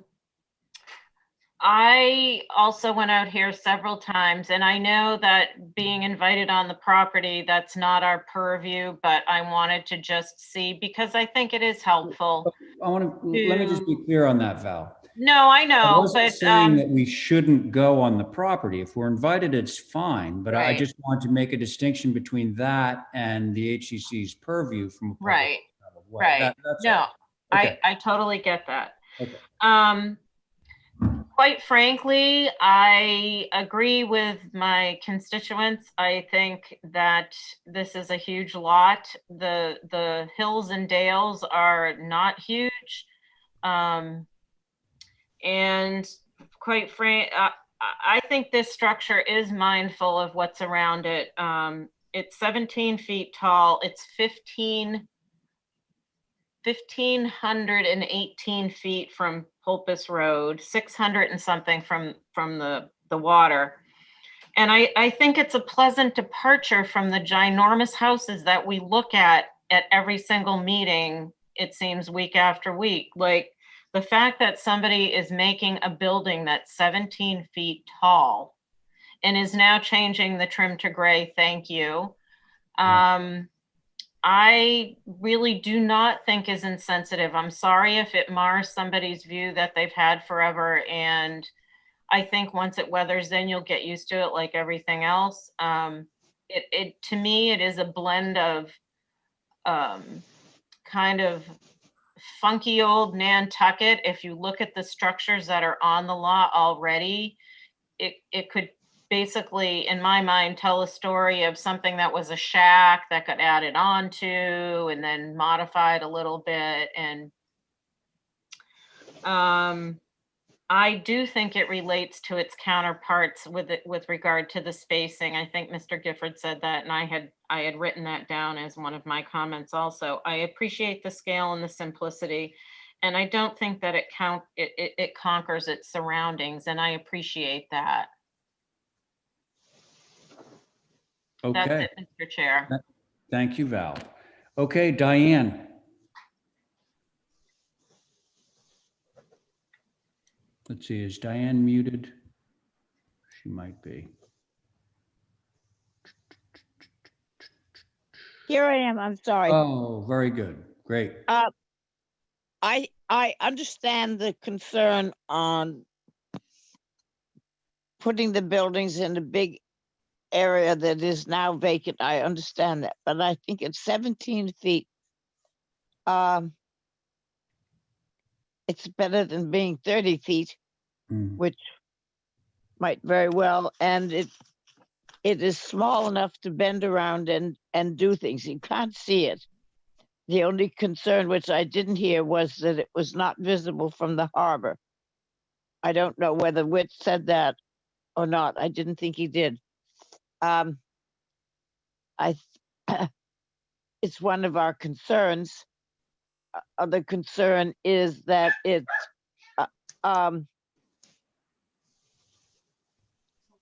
attracts and falls in with the surrounding area, which I think if you can't see it from Pulpus Road, it does. It's not something that I would love, putting the house out in the middle of beautiful acreage, but at 17 feet, I would go along with it. 17 feet high. Right. Is that it, Diane? Yep. Okay, thanks. So I'm sure like other board members, sorry that this applicant couldn't work something out that was palatable to Rhoda as a neighbor. However, I do think that the 17 feet, the single story nature of this building, the fact that it's set so far back on the property, would allow me to approve of this building. And like Val, I think I really appreciate the color change from blue to gray. That was big. So that's all I have to say. Should we do something with this, folks? Motion to approve, Mr. Chair. Okay, on that motion, let's see, Carrie? Aye. Thank you. Abby? Aye. Thank you. Diane? Aye. Okay, Val? Aye. And I'm in favor, so that motion carries. Thank you, everyone. Thank you. Good night. Thank you very much. Night, night. Okay, new business.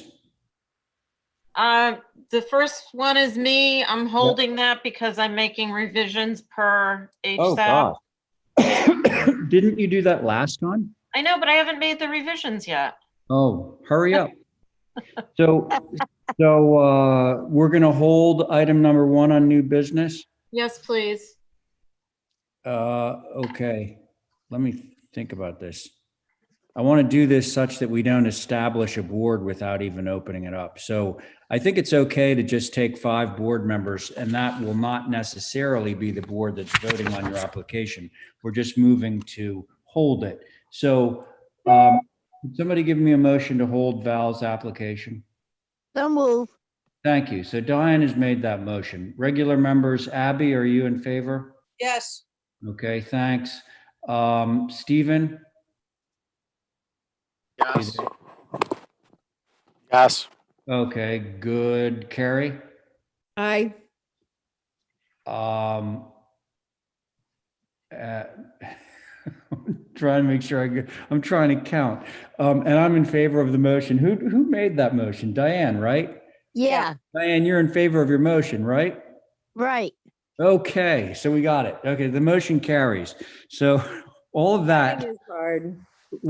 all of that was just to hold an application. Very unpathetic. Okay, so item 2 is 3 Gray Lady Lane. Also Val Oliver. Let me guess, Val, you didn't do any revisions on this one either. Well, no, we just held this one Okay. to the end of the meeting or whatever. Okay. So you can So redo this. let's see. Carrie, we heard from you on this last big application. So how about we pull Stephen in on this one? Sounds good to me. All right, great. This is a development that you guys have looked at quite a bit recently with me. So I did not, I don't think, Holly can correct me if I'm wrong, I may have put in all the slides from the previous applications of the neighborhood and recent approvals, which may be helpful. Yes, indeed. I did. So Okay. just to familiarize yourself, we have been looking at these pretty frequently, and I am showing you houses that are in construction in the area, all of the same ilk, height, girth, massing. And by virtue of the fact that the lots are what they are, long and skinny, that sort of predicates how the houses go. They are sort of, you know, a mass in the front and they trail backwards for the most part, depending on the shape of the lot exactly. So as you can see, those are the examples of what is there. That page you just passed, that said neighborhood context, has what's there, and then the 2 drawings that you see were just recently approved. Okay. And okay, now we're on the application. This is for 3 Gray Lady. It's a structure that is 30 feet tall, as are the bulk of the buildings in there. It's got gray trim, sand tone sash, a wood roof, and the doors are gray. There's Chinese food they could in the icebox. You forgot. Okay. It's pretty basic. Yes. Yeah, so I will let you ponder it and give me some comments. So let's see, Holly, if you're scrolling, can you just scroll down? We have the front, north, west, back, south, east. Okay, very good. East faces to the house next door. Yeah. That just got approved at 5, and the west would be what faces another lot and toward Bartlett. That has That not side, yet been built. yeah. Right. Okay. Thank you. Thank you, Val. Okay. Who would like to begin? I'll begin. All right, Diane, you go ahead. I wanted to ask you, this one's 30 feet. I can't remember, are all of them we've approved at 30 feet? Just about, if you want to scroll back, I have the heights correlated with each structure, 2911, 29. I don't remember them all, but if you want to do that, you can. Yeah, that's right. They're basically that tall. Yes. So that's what I was wondering. I think that it's going to fit into that street. It's a very simple building, and it's only one building, so there isn't any way of getting a one-story addition to it. Its simplicity is very good at Gray Lady, so I have no problem with it. Okay, thank you, Diane. Abby? So I'm feeling 30 feet is too tall. I think if all the buildings are going to be at that height, so close together, it's going to make a very strange atmosphere. I don't see any additive massing. Like if these are long, skinny lots, I know this one's a little more square, but I would like to see more telescoping, dropping of eaves, sort of mixing up the massing. I don't know how many are there now, but I think the impact of all of these having similar architecture is I don't think it's going to be that attractive. Sorry, I can't think of another word. So those are my thoughts. Thank you. Okay, thanks. John? Yes, sir, thank you. It's harmonious to itself. That's nice looking. Could I see the rear, please?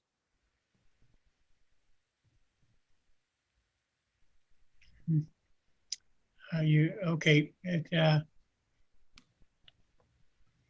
we go to the plot plan, please? That's it there, okay. Mm-hmm. Do you have a larger shot of that? We can blow it up, John. No, just where it is on the lot. That's good. I can see it. Oh, okay. No, that's just fine. Thank you. Okay, thanks, John. Stephen? Thanks, Mr. Chair. Yeah, I think I'm with Diane. Just to restate that a little differently, given the density that's already been approved in that area, to have a smaller structure, I think would actually be out of character. It would remind me of if you are on the corner of Hooper Farm and Newtown Road, there's this wonderful little cottage that I think everything on Nantucket should be like. And I wish I could afford to live in a small little house like that. And the newer structure next to it, it's 2-story, and it is what people need to live in. So I'm fine with this. Okay, thanks, Stephen. So let's see, I believe and I'm okay with it. Ideally, I'd rather see it get a little bit shorter, but I understand that this is a context thing. Let's see, we've heard from John, Diane, Abby, Stephen, and myself. Okay, so I think we are ready to do something on this.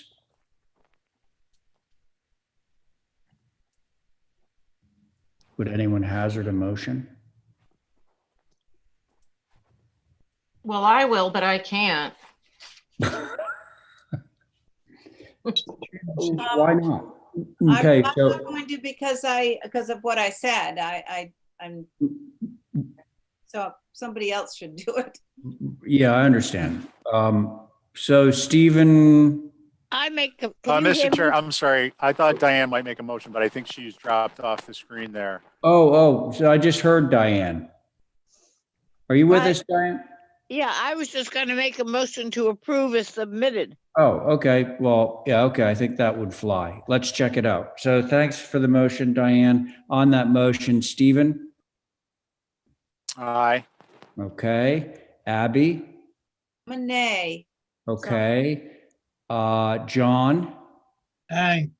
Okay. Diane on your motion? Aye.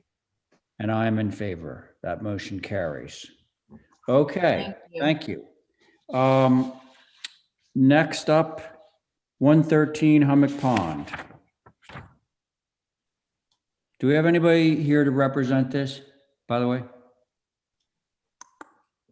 I don't think we did the last time either. Yeah, right. Wasn't this the one that's sort of freestanding painted white? Yeah. Mr. Chair, this is Kathy. Oh, hi, Kathy. William Buckland, I believe, is on the line. Oh, well, he's the applicant, so He yeah. is.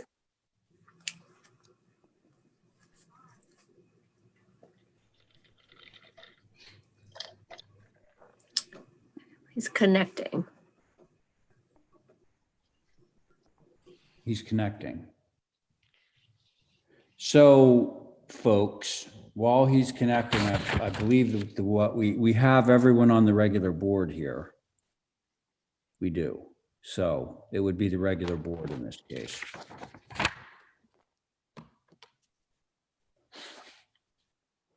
Chairman, I have a question. Sorry. Hi, Mr. Buckland. Welcome to the meeting. John had a question. John, what was your question, John? My question was, could we get a little better shot? Are there any photos? Oh, yeah, there's going to be photos and everything, John. So Yes. we And just when you- wanted to make sure that the applicant was on. Okay, so, Thank you. all right. Is that existing? Yes. Is it an as-built? Yes. Yes, it is. Okay, so, hey, John, let's allow Mr. Buckland to present this, okay? Thank you. All right. Well, essentially, we bought the house in 2017 and the deck was there. And I bought a kit from Lowe's and just attached it to the deck. It's PVC covering treated pine on all pieces. That's it? Pretty much. Okay.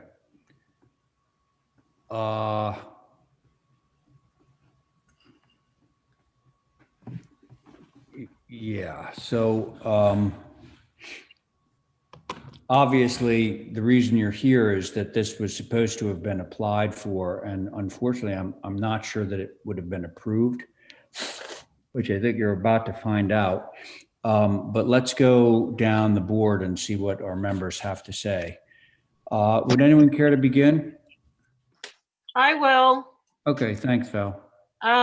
I think because it's white is the reason that it stands out so from the street. Maybe if it could be painted gray, you know, it will blend in with the background, or maybe if there's some planting on the road to sort of mitigate its impact, but I don't think we should make them take it down. Those are actually pretty good suggestions. It is PVC, so he'd have to get a paint that Well, or grow something on it. I don't know, but white is why I think it's so noticeable. yeah, I would. Right. And it's also very, very ornate. I don't think there's any escaping that. Yeah. So those are your suggestions, Val? Yeah. Okay, thank you. Abby? Dear, I hate to say anything negative, but I pass this a lot, and every time I do, I kind of cringe.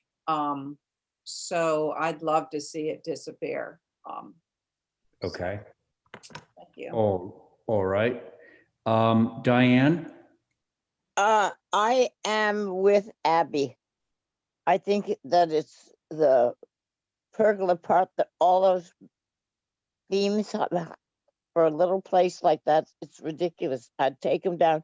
And particularly if it's plastic, it's contrary to everything that we try and do. If it is plastic, it should come unsnap as well as going up.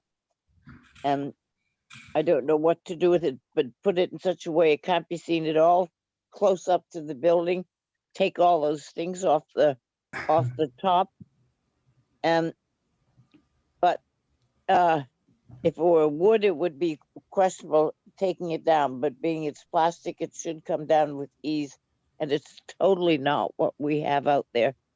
I'm sorry also, but that's the way I feel about it. Okay, Diane, thank you. John? Yes, my comment is this. It does stand out with all the dark colors around it.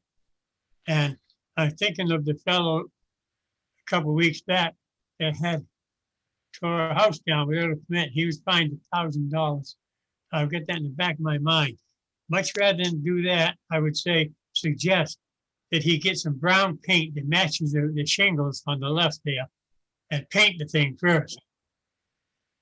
He can get that white out of there. It stands right out in your eye. I've had a few complaints on it. Well, why is it white? Why didn't it match? I said, I can't answer that. Well, apparently nobody got any permits, I guess. But I think, it'd be better to paint it and it wouldn't catch your eye if you're driving by because you can see it from the road. I'm not sure you could paint that plastic stuff. Hang on. I can't see timing for some of these things, but if we're gonna do them all, we should do them all or none of them. But I say, paint it the same color that they get a permit, file an application to paint it a suitable color that the commission decides is dark enough to cover up the white. And I think the chairs are going to remain white unless they want to paint them. Thank you. Mr. Okay, Chair, John. Yes, Val. I have more information on this. This was not cited with a fine.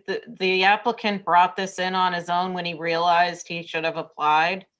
So just to be clear, he's here asking, what Yeah, he no, and which, by the way, is I admirable. appreciate. Yeah. Thank you. And, maybe he could drag it behind the house or something, but. So Mr. Buckland, you have sort of a range of, there are certain members of the board who'd like to have it just taken down, end of story. I should know the answer to this, but unfortunately I don't. I think you can paint PVC successfully. So that's something to look into. I think that Val had a couple of good points there. One is pulling it around to the other side of the house. The other one is to enhance the vegetation that you have between the road and this so that you mitigate its visibility from the road. So I think the best we can do for you tonight is to move to have you do some research and see what sort of things you can or are willing to do to kind of make this less conspicuous. Certainly. Okay. Might I add? Yeah. We have bushes in the front there, the hydrangeas, and Yeah. we have plans to put a row of privet along the roadside. If anybody had seen this place, I suppose before with the thick vegetation and all the twirling whirligigs, etc., I think this is much more preferable to that. The issue we have as far as putting it around to the back or the side is the proximity to the wetlands. Gotcha. It can't go farther away from the road. Well, so you should look into a few things. The idea of being able to paint it being one, and I would have added to that. I don't know, are these?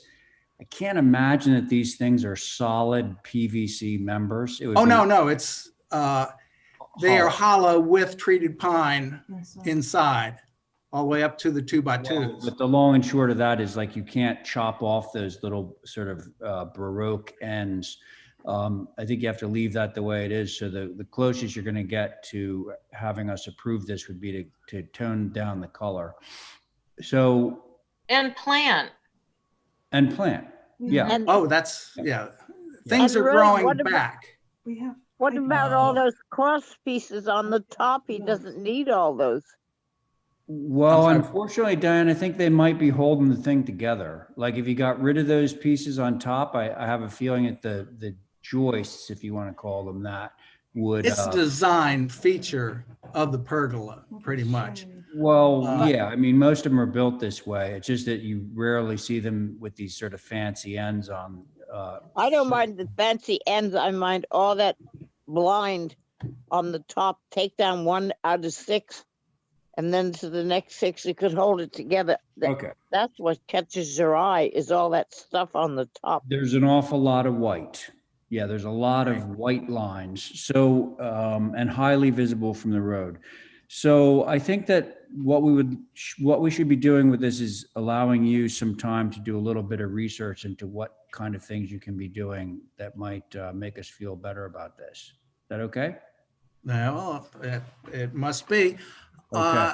Alternatively, I mean, I will certainly check out the possibility of painting it. Worst come to worst, we could always just take it down and leave the pretty deck. Okay. Well, that's your choice, but we're gonna move to have you for some quote revisions to this, Okay.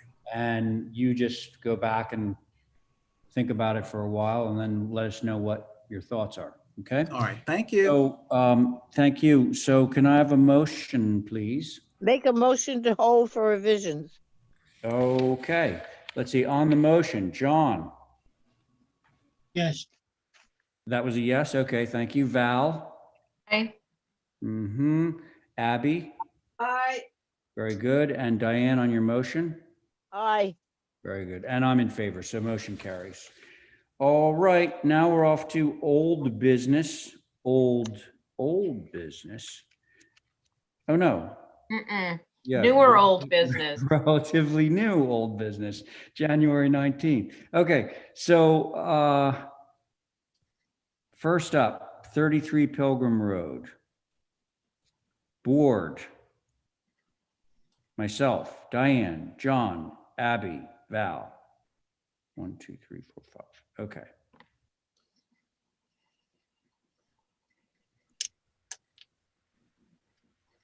Hello. Hi. Hi. How's it going? So as an old business, you actually wanted me to show more what we are doing, what we are changing, or what's existing, what's new. So we are again extending the existing, I don't know what to call it, shed, or it was cabana or shed, extending it, making it a cabana, putting the larger glass door facing the pool, and actually keeping the existing door, garage door, facing the road, the Paul Jones Road, and just extending that part towards, keeping this door, just pushing it out by 16 feet, and actually dropping that section of the front part of the building or cabana lower. So that's pretty much all. That side stays as it was. Here, let's hold on this for a second here. So that's the existing garage, which is that existing garage piece is if we go over to the proposed one to the right of it, that is the left-hand most piece, and everything else to the right, which is bubbled in red, is added on. That's all new, yeah. Okay. All right. And this, I'm sorry. This east elevation is facing back of the property with a fence and some hedges. So that faces the back neighbor. of the property or the side of the property? Or side, yeah. From the Pilgrim Road, it's a back. It's all the way at the back. From the Paul Jones Road, you see it actually on the side because it's on the side. Yeah. Ray, Okay. can we ask him a question? Of course you can. The roof pitch on the front was 12-12. Yes. And I wondered whether the main house is 1212 or just the garage. It seems very pointy. I don't actually know what the roof pitch is on the main house, but the existing structure is 12. So we're just extending with the same pitch. Same pitch as the existing one is, not changing that. Okay. I'm sure Val is going to have something to say about that. Oh, I'm the cabana Nazi. Well, you're the person that says, well, what does the main house look like? I said that. I said Which that. is, this you know, time. it's a totally legitimate question. Yeah. You know, is the main, but your eyes counter to that is, well, this building already exists. He's just making it bigger, same roof pitch. So anyway, all right. I think it's way too big for the site. It's a 32-foot cabana on a site that, look at the site. I mean, you're gonna see those doors. 18 feet of doors on this little tiny structure is absurd. It needs to be scaled down, like maybe one set of the 4 doors and something to sort of mitigate the height so it just sort of blends away. I mean, you know, you're keeping the front, what, 6 feet? Can't you just start over and do something smaller? I just think it's too much. That's it. Okay, fair enough. Diane? Yeah, well, I agree. I agree with that. Okay. It's everything she said, I agree with. Okay. That makes it easy. Abby? Yeah, I agree. It's too large for the site. It's just overwhelming the whole site plan. All right. John? Well, looking at the size of it, and you could call it a garage and get rid of all that glass because that's too much glass for the whole section on the west elevation. Correct. Excuse me, the west elevation. Yeah. Could I see the north and south? Please. There we go. North is what faces Paul Jones. Yeah. That's north, right? And south, yeah, South. faces nothing. Right. Now, I think the other, you know, they're calling it a, now look at here.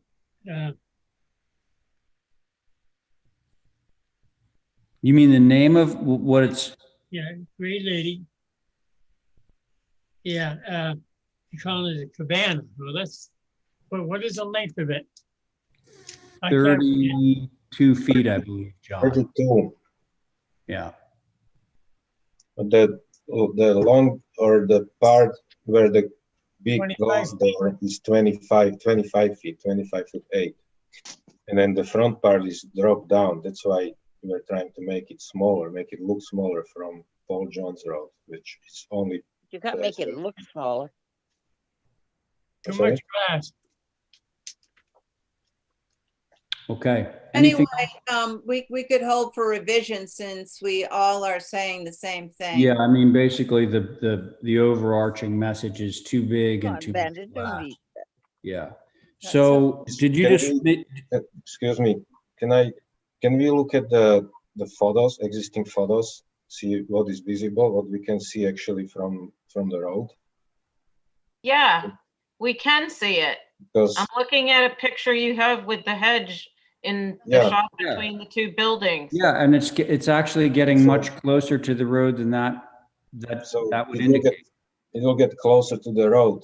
Yeah, but we are seeing the glass door like really from the angle, like from very sharp angle. Where the door is ridiculous.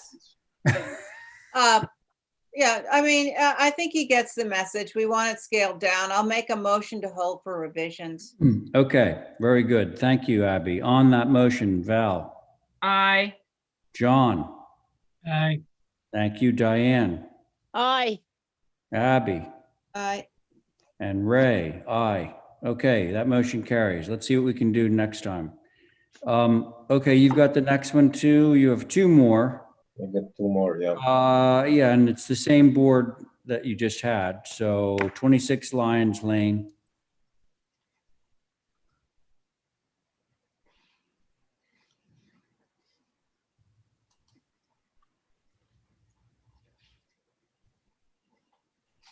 So Mhm.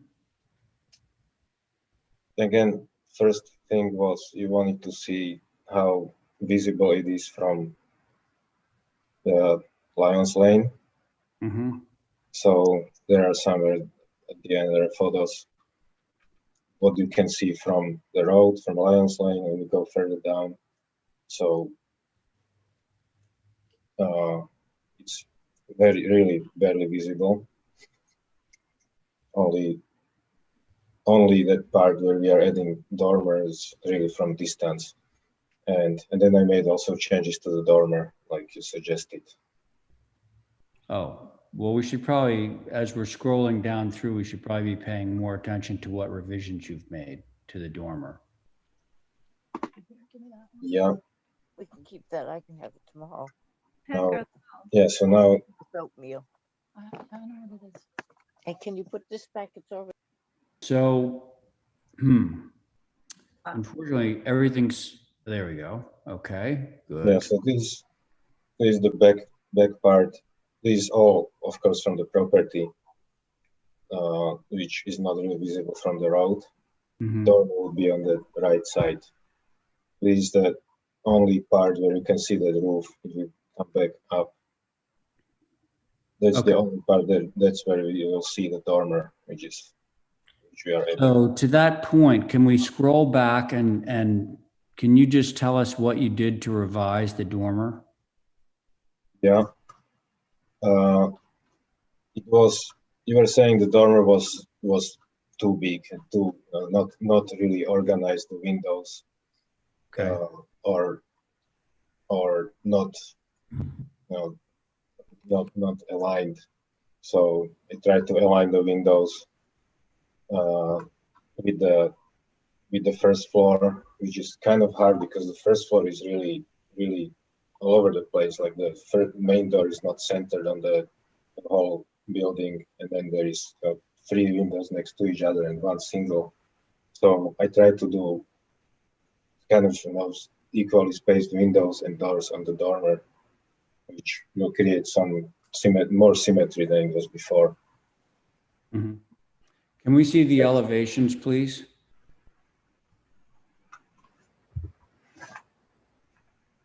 Okay. Right. Probably a little higher, a little bit back. Yeah, we should be looking at the north elevation. To the north, yeah, right there. So there is an existing, at least the one that was previously submitted. Oh, I see. Yeah, okay. Uh-huh. So you broke up some of the double windows and so forth. Yeah. Yeah. Okay. Anyone care to begin on this one? I think he's done a good job with the window arrangement, which is probably what we're going to see. We're not going to see what's below Right.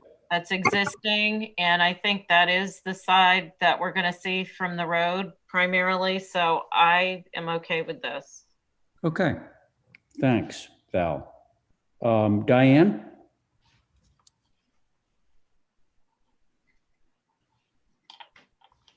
Are you muted, Diane? Yeah, Diane, I'm sorry. Here I go. Here I go. I Okay. said I am good with the front now. My only question is, but this is an existing house, right? That all those skylights. Yeah. Yes, those are existing. Yeah. Yeah, sadly. Wow.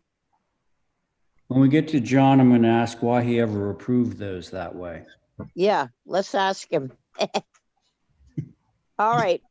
Okay. Thank you. All right. Thanks, Diane. I'm Well, set. so John, Yes, sir. well, so do you remember when you approved those skylights on the front of the house there? No, you allowed one skylight per roof line. You've always Oh, stuck to this that. exceeds it by like 5, I think. But they are existing. I'm sort of kidding because yes, they're existing. But John, do you have anything to say about Uri's dormer here? Well, excuse me, you said that those skylights are existing? Yeah, they're there. When, did you get a permit? I can assume so. I mean, the house has been there for quite a while. Yeah. Yeah. Well, we've always stuck to one skylight to roof. Now I know. But are you okay with this dormer, John? I'm sorry? Are you okay with the dormer that you're looking at on your screen now? No. I can't recall this because there's knowing me, I've blown it out of the paper, so. It's just first of all, to find out if they have a permit for all those skylights. That's the main thing. And dig out the application of the main house and check it and bring it into a copy of it into our meeting so we can see if they had a permit or not. Okay. Well, Uri, when was this house built? Now, I'm just saying, those that only got one, I can look it up quickly. those that only got one skylight permit for years, they've changed it. They've been satisfied with it. Now somebody wants something again. There's too many of them. There should be one per roof line. It was built in 1982. Okay, thanks. 82, gosh, there's got to be a permit on this. It's recent enough that you would need to have that to get signed off. Let's see. But John, it doesn't sound like you have any concerns on the dormer per se, the thing that Uri is applying for right now. John? Okay. Abby, are you there? Yeah. What do you think? I was just wondering if this is much better. I was just wondering if the two French doors were in the center and you had windows on either side, whether that wouldn't be more traditional. There is a staircase, actually stairs in the center. Cannot have Okay, I'm there. fine with it. Thank you. Okay, let's see. So Diane, Val, Abby, John, I'm okay. I'm okay with this. All right, motion to approve as submitted. Okay, thank you. Could you do me a favor? Abby? Yes? Yeah, could you just add to the motion that the approval is based on the assumption that the skylights were previously approved? Sure. Thank you. Okay, so on that motion, Val, Aye.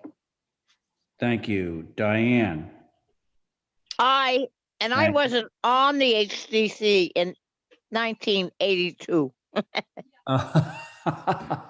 so that's right. Your signature would not be on it. Okay, good.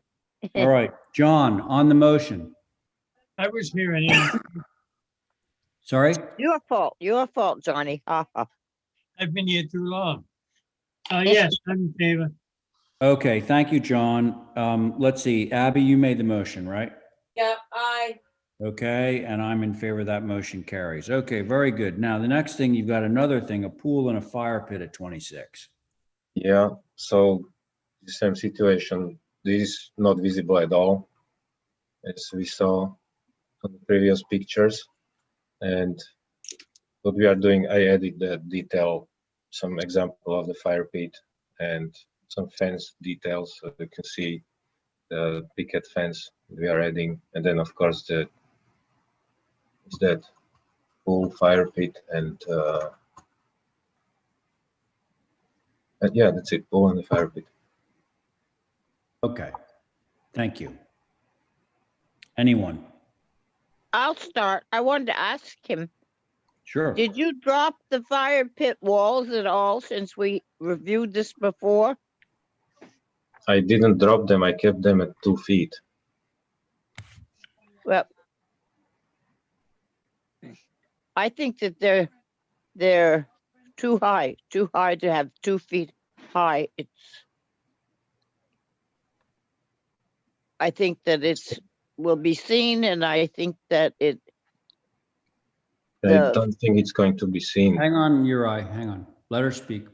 you have all those, I don't know, is that supposed to be a hedge around there Mm-hmm. There is, yeah. that's existing or going to be planted?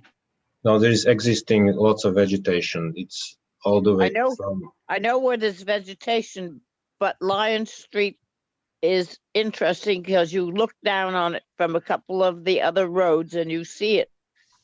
I think 2 feet high with all that coping around it is too much. I would like to see it reduced in height and in what you use. This is out in the middle of Tom Nevers. So that's all my opinion out on the fire pits. Okay. Okay, thank you, Diane. Abby? Where is everybody seeing this fire pit? Is it on the paving in the middle there? So Right there, what, yeah. and can I just see the image of the gas fire pit again? I think it's just up there. Yeah. Oh. Geez, I just don't have a feeling about this. I got a feeling that you're not going to be able to see it. So I don't have a problem with the. Okay, Yeah. thanks, Abby. Okay, Val? I agree with Abby. I don't think we're Okay. gonna see it, so I have no concerns. Okay, and John? Back it up to nauseous, please. I can't read what I'm seeing here. Thank you. You're good? Sounds like we may be able to approve this, because I too believe that it's going to be invisible from a public way. Motion to approve, Mr. Chair. Okay, thanks for that motion, Val. On the motion, Abby? Aye. John? I like the courtesy to, I said I would like to look at it. And everybody jumps for the motion. No, I thought you said you were fine. No, I just thought that was just when I asked you to raise it up larger, a couple notches. Oh, I'm sorry. That's fine. Okay. Thank you. But are you okay with it, John? Yeah, it's about visibility. There's a lot of skylights on that building. Yeah, that's actually a different thing. This is all about the little fire pit. Yeah. I get it right. Thank you. Okay, thanks, John. So John's in favor. Diane? No. And Diane's opposed, and gosh, was it Val that made the motion? I can't remember. Should I wipe it out and put it I back? did, yes. Yeah, okay, Aye. Val, you're in favor of your motion? Yep. Okay, and I am too. So the motion carries 4 in favor, 1 opposed. Thank you, Uri. Thank Okay, you. moving along to 5 Blackfish. Mr. Chair, may I have a 5-minute? Let's see. Let me, Chip, are you on board? I am. Can you hear me okay? Yeah, so here's the question for you. Your board is myself, Diane, John, Abby, and Val, with an alternate in Carrie Thornwell. So now Val wants to take a break. Can Carrie sit in? Would you mind, have any objections to that? I'm okay with that. Okay, then let's Thank move. you. All right, so Val's off, Carrie's on. Good evening, everyone. Let's go to the site plan first. This is an application for the pool cabana. As you can see in the site plan, this is a 5 Blackfish. It's a very deep lot, and the pool cabana proposed location is about 2/3 of the way back from the front. You have reviewed and approved the main house. Oops. Chip, you're frozen. He's gone. Well, he's there, but he's frozen. Formality of it, and Hey, Chip, yeah, wave if you can you hear me? I can hear you. Okay, so your bandwidth is sort of not good. Okay, May need to start again. okay, I could leave and then come back in?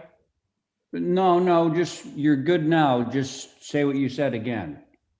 Okay, so this is a proposal for the pool cabana at 5 Blackfish. As you can see on the site plan, it is approximately 2/3 of the way back on a very deep lot. It's behind the main house and the garage, both of which you have reviewed and approved. So this is the final structure for review on this particular property. The previous concerns of the board were relative to the formality of the structure, and the original proposal had a back wall and partial side walls. So part of the concern were the walls and the combination of the formality. So the proposed, there you go. You can see the previous submission. And the current submission, we have removed the walls, and we have lowered the pitch, and we have removed the formality and made it a simple hip roof on the structure. Got it. Okay, thank you. And we heard all of that. Thanks. Yes, thank you. All right, so who would like to begin? Oh, Diane, you want to start? no, I finally got my iPad working. I just was going to transfer it over. Oh, good, because your phone was going to burn up in another 15 minutes if you kept it on. Yes, it's gotten very hot.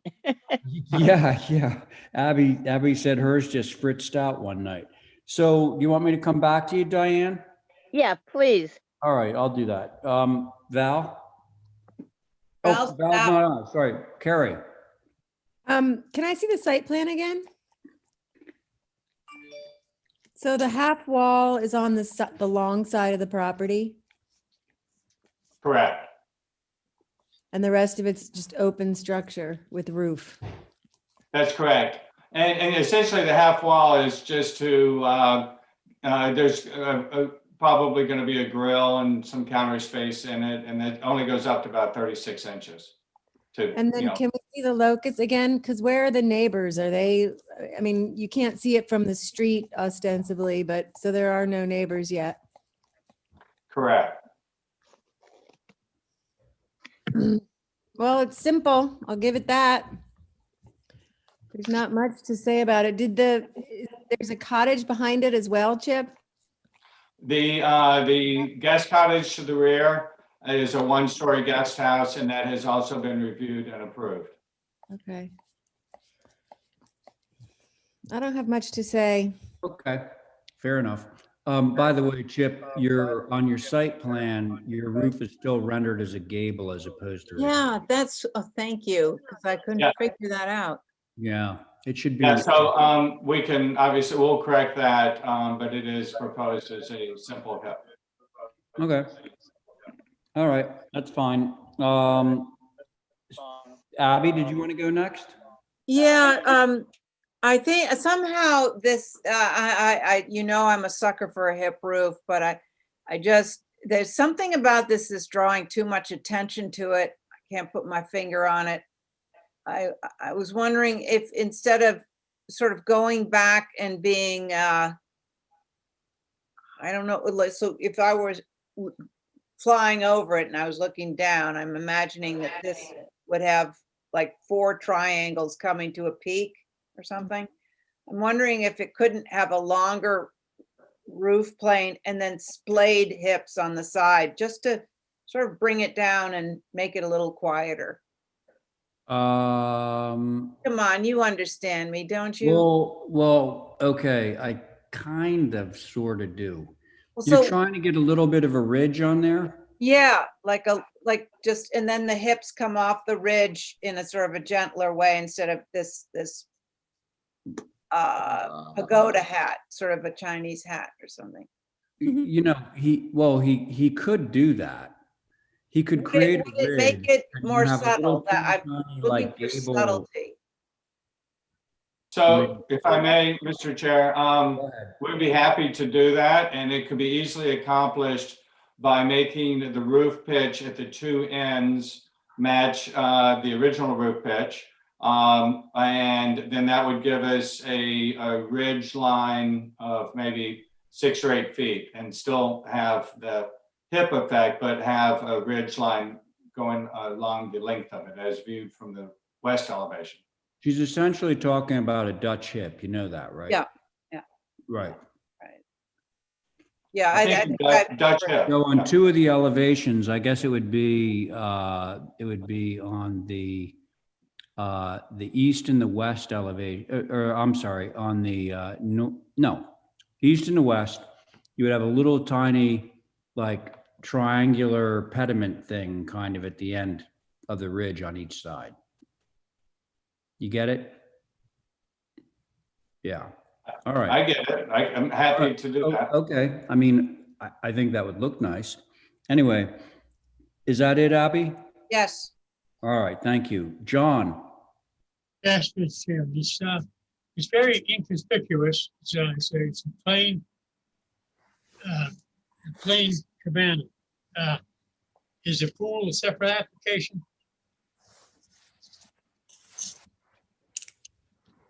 Yes. Yes, okay. Pool is a separate application. Fine, if a lot of them were this size, and as I say, it's inconspicuous. There's one on top of Orange Street Hill, when you look to your left, similar to this. Thank you. All right. Thank you, John. Diane, are you back with us? Do you hear me? I can hear you. Yep, you're back. I'm on the iPad and I can see what I'm doing. Great. So, Fantastic. although I'll tell you, my eyes are so good, I could read all that little print. Tiny, tiny. My only question is what I had last time was the amount of space between where the sort of counter is, or whatever that is, and going out to the 2 posts that hold the roof up and extend it out. I think the changing the roof pitch or confirmation would be good. I think the plain roof doesn't go along with what he submitted to us, if you know what I mean. So Correct. I think the funny little roof would be good in this particular case. Okay. Well, then I think we can all agree that Abby's proposal to do a little Dutch hip with a ridge that would run, let me make sure I get my orientation. The ridge would run north-south, I guess, right? Correct. Correct. Yeah. So you know what we're after, right? Because we can do that through staff. I think, first of all, I think it's a wonderful improvement. I think the suggestions, and we can totally do that. Okay, great. So, Motion to approve with a Dutch hip roof. okay, through staff, right, Abby? Yeah. Okay, great, thanks. On that motion, Carrie? Aye. Thank you. John? Aye. Thank you. Diane? Aye. Abby? Aye. And I'm in favor. That motion carries. Thanks, Chip. Thank you, everyone. Have a good evening. Thanks, you too. Okay, now we're on to next page. Oh, that's us. So I'm going to need to dive. Diane, can you chair Yep. this one? I'm Thank all you. set. I'll mute. Is Lisa there? Yep, I'm here. Hi, hi. Hi, how are you So guys? Good. How are we doing on this 60 Wall Street? I think this was a view. It was, the client would like to change the exterior material to batten board, natural, with gray trim on this building. And that was the main reason for the view was there's quite a bit of visibility from, I think it's North Water Street. And we have proposed, and I had submitted at the last meeting some sketches or some renderings from Elizabeth O'Rourke showing some plantings that were going to be going there to block that elevation. And I believe somebody wanted to view it. So we also submitted the guest house drawings as well, which are already approved, just for visibility from Wall Street as well. Okay, and which facade did he want to make? Well, the whole back building. Okay. This is the approval of the guest house. So you guys just saw that. We're not making any changes to it. Yep. But I wanted you to see it. So it's the whole back structure. The side that faces Wall Street is still shingled, but it's the side that you'll see. So this, if you stop at that picture, oops. Can you go down one, Holly?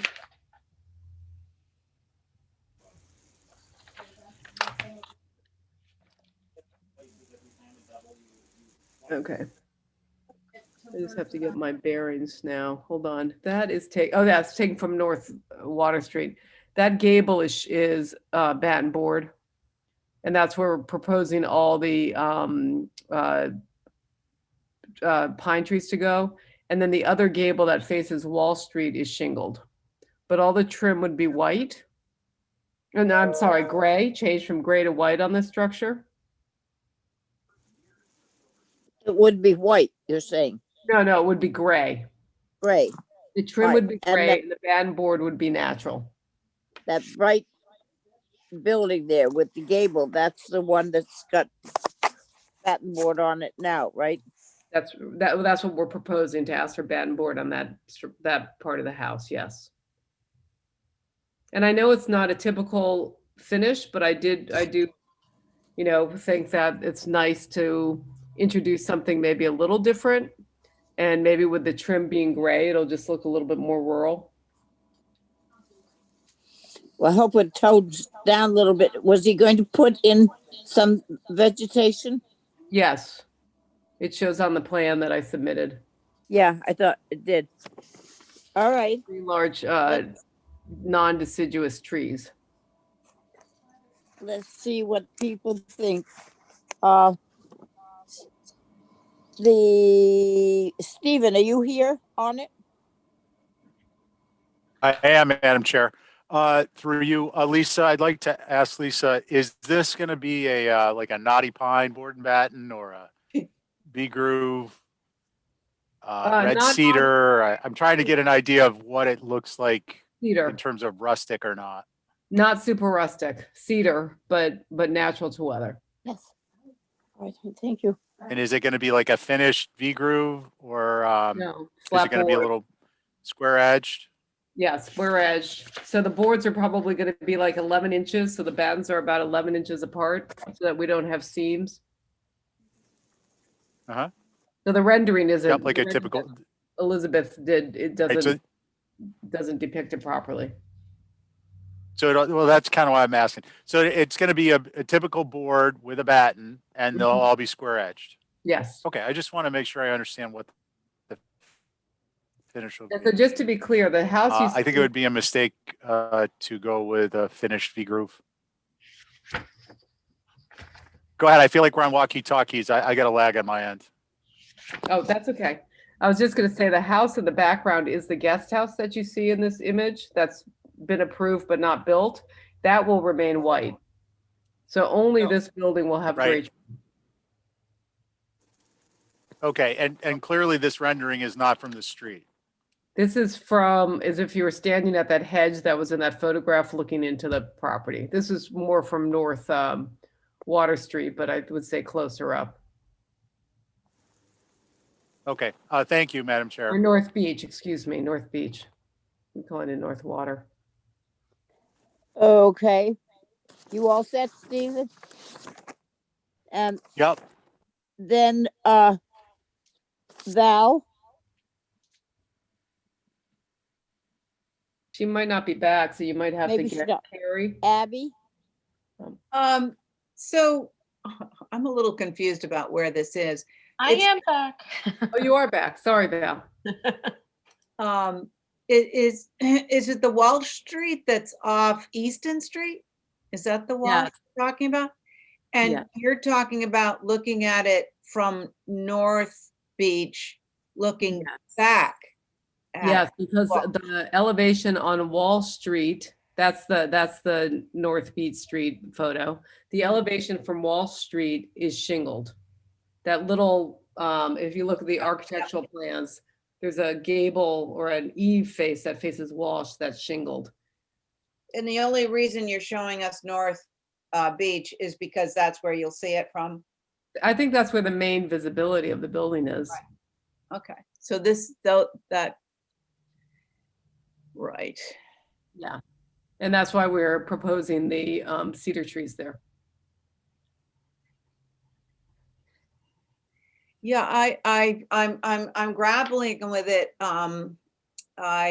You know, to have some of the buildings be white trim and then this be gray with the sort of barn siding. I'm wondering if you really wanted it to go away, what if the whole thing were, I hate to say it, natural to weather? You know, if it was natural to weather siding, natural to weather trim. The only reason that I don't love that idea is and would prefer gray is I just think it's going to want to look a little polished, you know what I mean, or refined. I'm worried if it's all natural to weather, it's just going to feel strange. So your proposal is to do the barn board siding, but then to have gray, like a platinum gray trim or something. Yeah, and that whole building will be the gray trim, even the shingled area.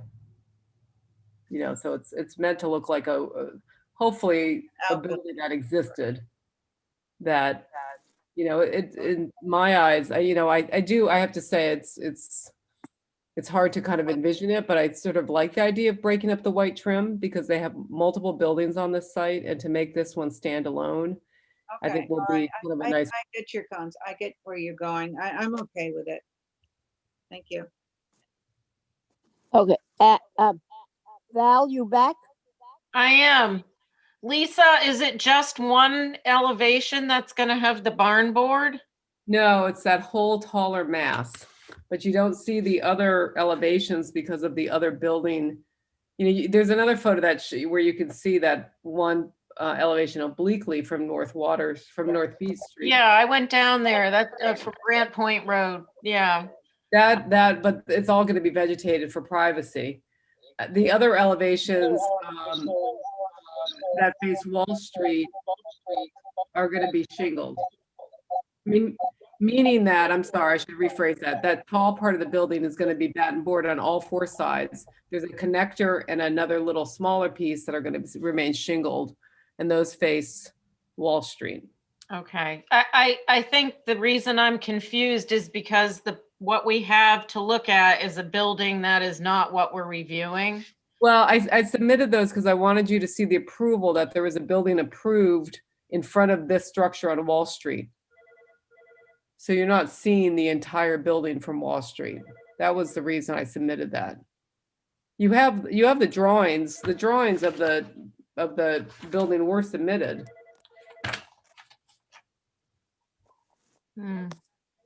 This is the approval for the cottage, but last week when we heard this and before the view, you guys had the other drawings. I didn't resubmit them because there were no changes. All right. Yeah, I just don't have it in my mind. I can't remember what it looks like, so I'm struggling with giving an opinion. I don't know. I'll have to look back on my computer and see if I can find it. Yeah, Holly, you guys don't have. No, you have to scan everything every week all together. Oh, I didn't realize that. It's snowing. What? It's snowing out. Madam Chair, through you. Yes. through you, if it was just pictures you submitted, we're supposed to put the previous submission in. So let me find it and I'll send it to Holly. Sorry, Kathy, I didn't realize that. I just wanted to submit the guest house so everybody saw that there was this other structure in front of this from Wall Street. And I'm happy to scan my copy really quickly and send it to you. She'll find it. So I'll wait until I see that. Okay. Okay, Lisa, Yes. let me, on the site plan, which we have in front of us, we have Mhm. the barn with the cedar trees done in red. And then it goes back to that little building. The little building in back is going to stay shingled, right? Hold on a And second. Can I annotate so that, or remote control? I have no idea. I'm asking Holly. Share screen. Okay. Click to start remote control the shared screen. You should be able to do that. Madam Chair, I just sent it to Holly, so. So can you see Okay. my cursor? This is the Yes. barn. This is the barn. Right. Section of this building is shingled. Yep. This is the section we're proposing to do as batten board. Okay. And then this building, which I submitted to inform you guys when you did your view, that it's going to block most of the barn building from Wall Street, at least. That's why I submitted that. Right. So really the batten board part of it is really more visible from North Beach versus Walsh, because all of this is shingled. You're not going to be able to see it. The site plan doesn't include what's just beyond that. If you take the view from the three cedars and looked down at the barn, is that going to be visible? You're not going to see the side of the barn? No, because they're not going to want anybody to be able to see into their yard. This is all vegetated here. Okay. Hey, why don't I try a motion, Miss Chairperson? Well, Val, did you want to look at the drawings of this building? I'm okay with it. Oh, no, it's like 20 minutes on this. I'll make a motion to approve with the changes. Okay. All right. So, Stephen. Yeah, I'd like to just get clarification on the drawing elevations that we have in the file, the A21 sheet. So I would ask that we look at those before we pursue the motion. Okay. Johnny. Yes, thank you. My comments are that the board and batten is completely, it doesn't match anything in that neighborhood down there, but down there. And to have that board and batten on one structure like that there's no continuity to the area. If you break it up like that, I think that building should be all shingled. That's my opinion. Others that wanted it, we turned them down, so. All right. So you are a no on that motion, right? I am what? Abby made a motion to approve. Okay. And so I'm asking you what you think, and you don't like it. Do you want to approve it or say, or hold for revisions?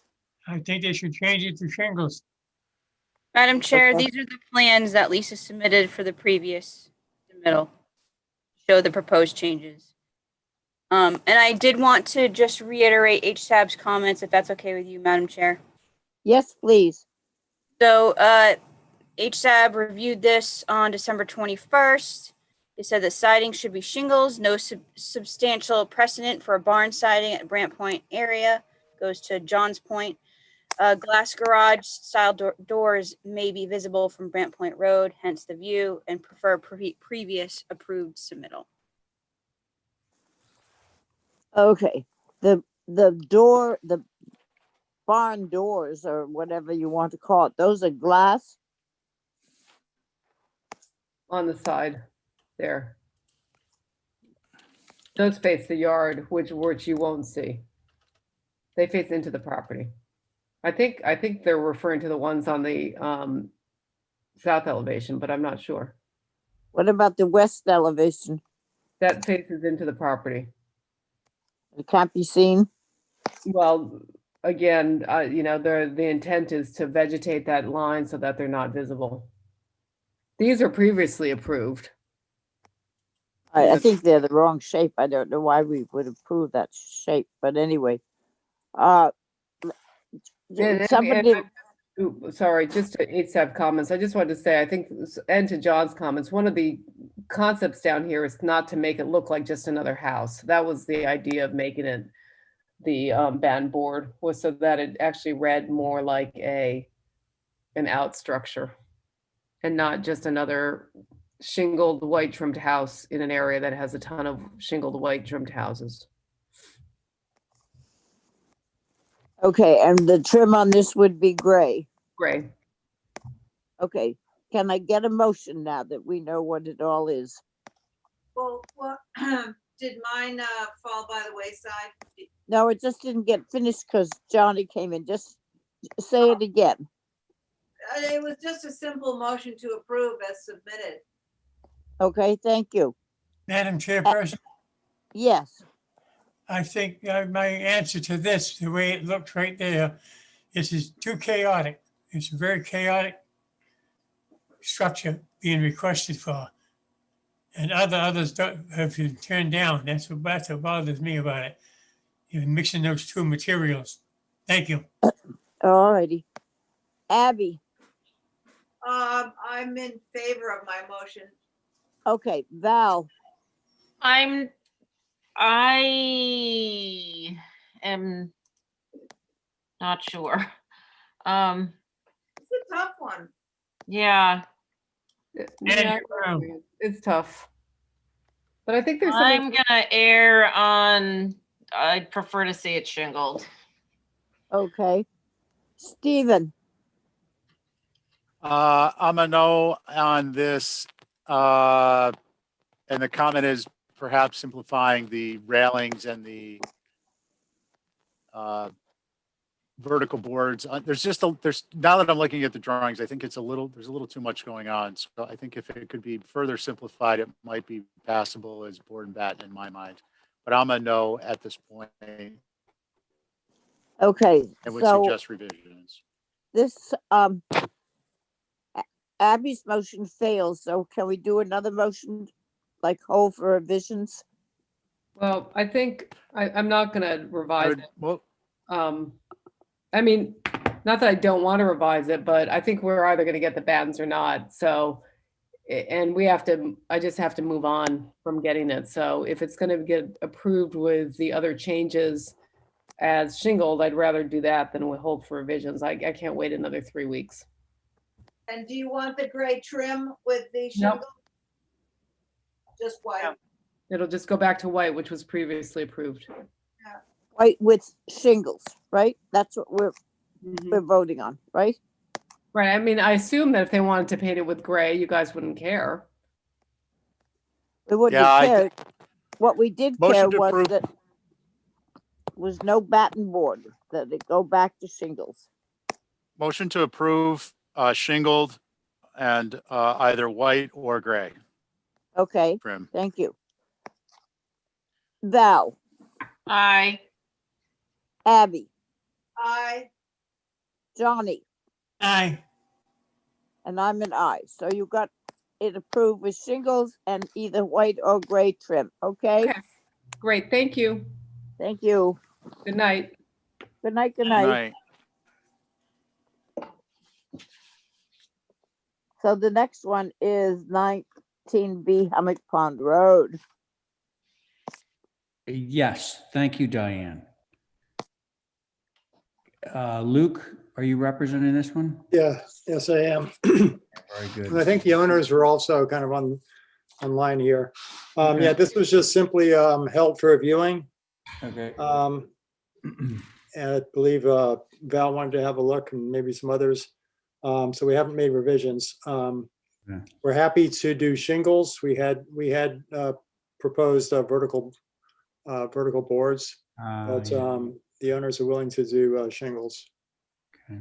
And with that, I might ask if the owners want to say something, because I think there was a neighbor had some concerns that the owners would, I believe, wanted to respond to, Okay.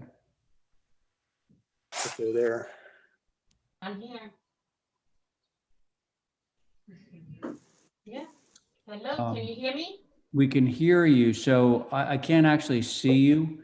So if you could just state your name for the record. I'm Catherine Kinsella and my husband Daniel is here too. I can see you guys.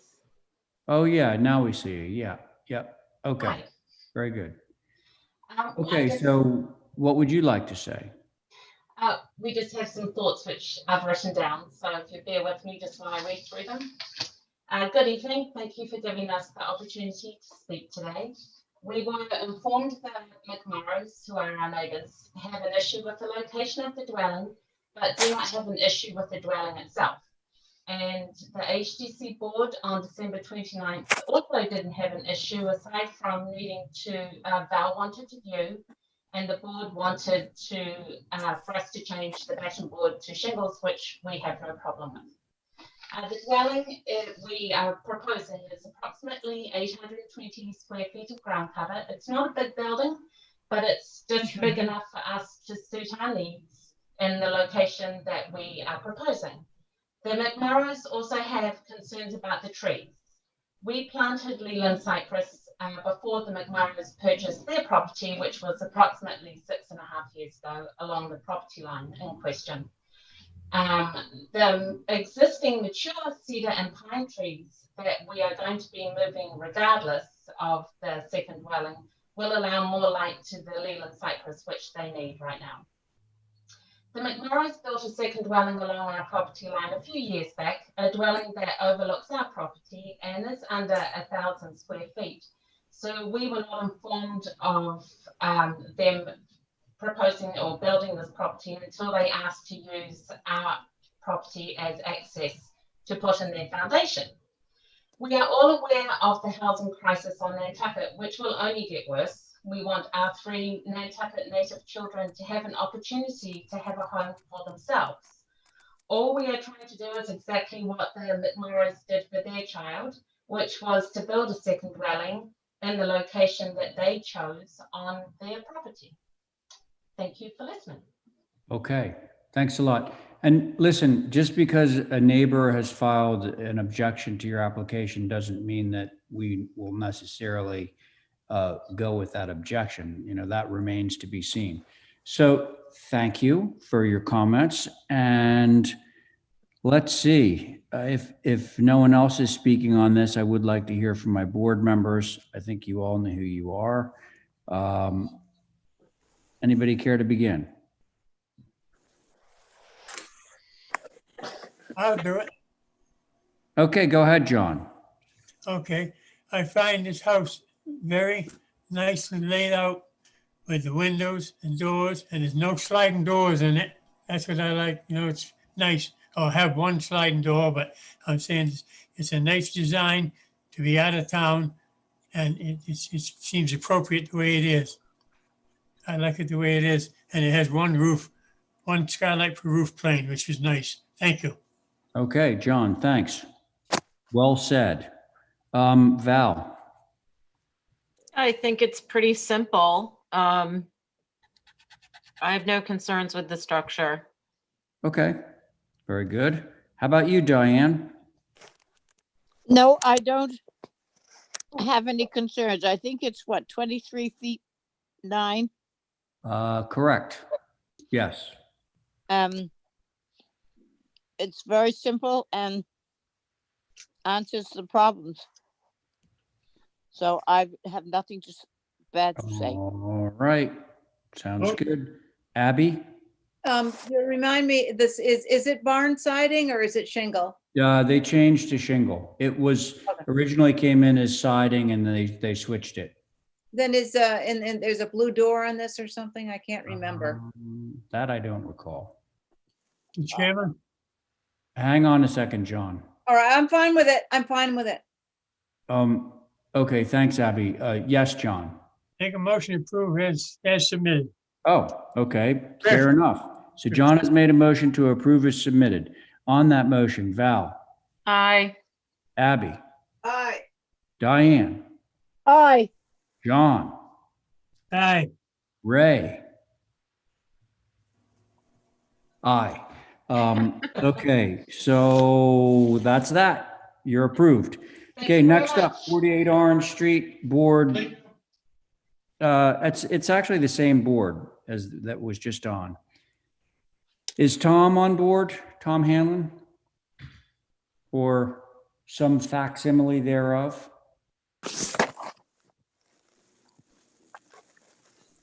What do you think, Holly?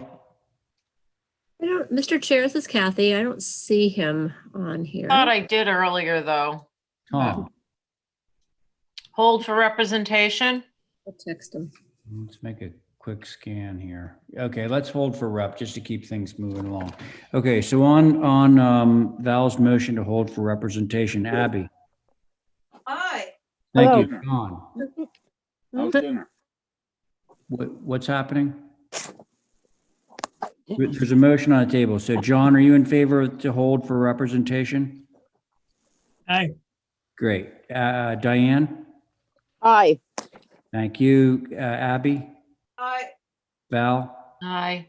And myself, Ray, yes. So that motion carries. We're going to hold that. Next up, 16 Pippin's Way rooftop solar. Myself, slightly changed board now. Myself, Diane, Abby, Val, and Stephen. Karen, are you there? Yep, I'm here. All Hi. right. Hello. I'm here as well. This is Sam. Great.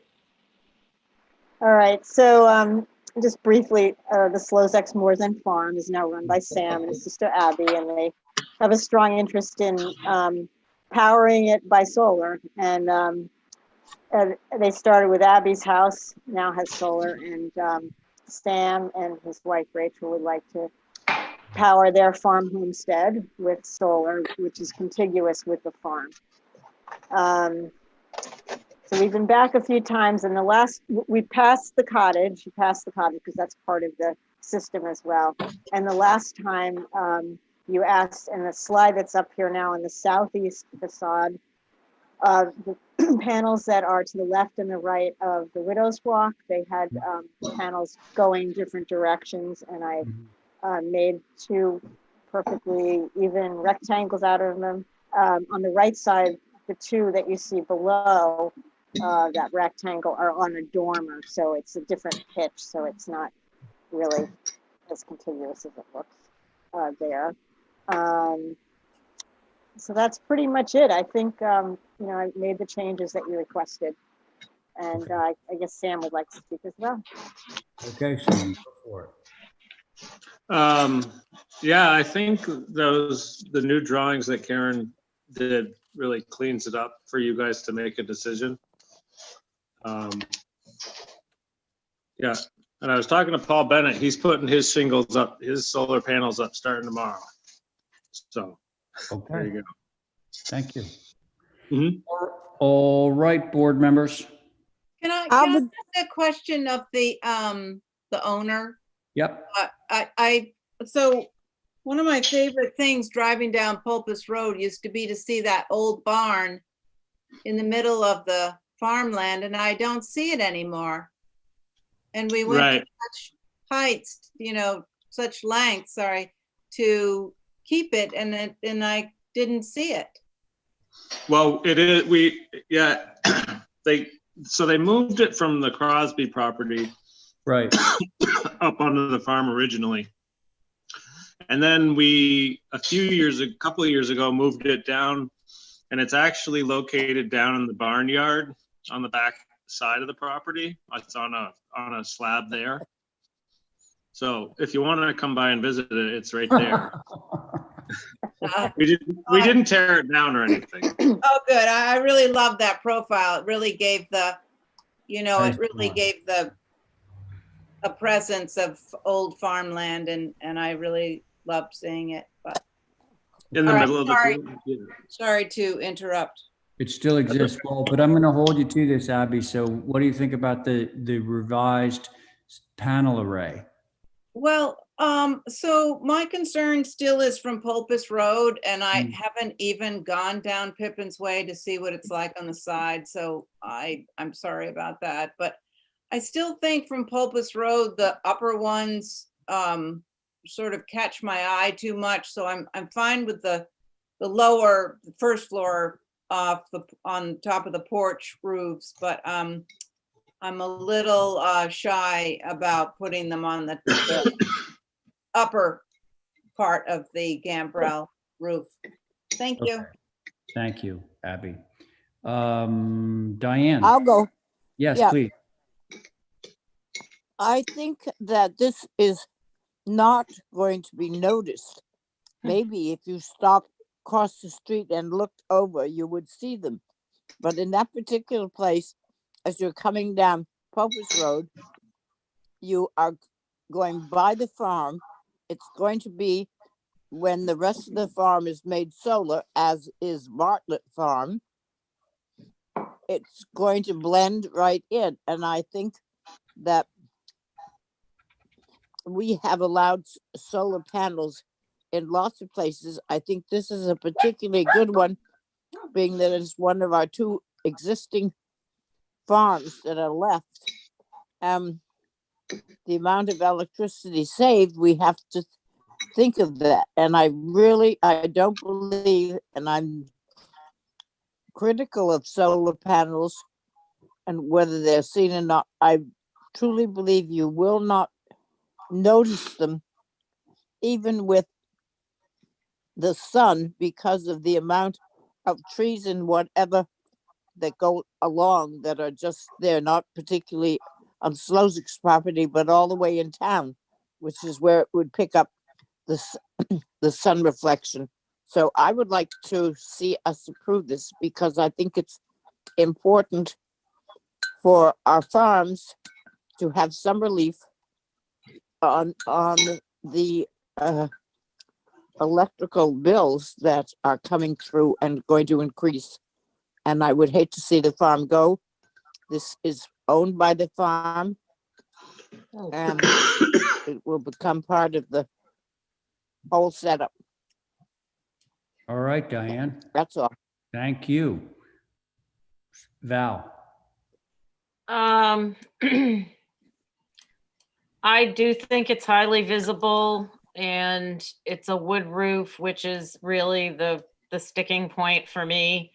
If I thought you couldn't see it very much, I am okay with the lower version roof planes. Unlike Abby's and Mr. Bennett's, Abby's is on a black roof that's flat and it goes from end to end. You don't even notice the panels. And I believe Mr. Bennett's is the same way. It's just that this roof is so complicated. It's high in the air, and I just think it is going to be noticeable. So I am not in favor of the ones up high facing the southeast, which is what you're going to see from Pulpus Road mostly. Okay. Thank you. Stephen. No, you're not. Diane, I'm sorry. Did you have something to say? No. I can No, share. I didn't say anything. Oh, I thought I heard you, so I just wondered if you had something to say. No. Okay, thank you. Well, being a middle child, I tried to come up with some solutions on how to negotiate and mediate.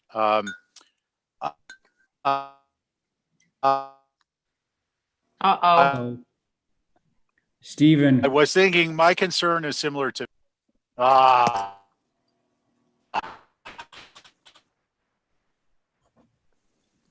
Uh-oh. Can you hear me? Stephen? Now we can. Okay, so I'll keep it short. Share the concern Val had, but I think it's distant enough No.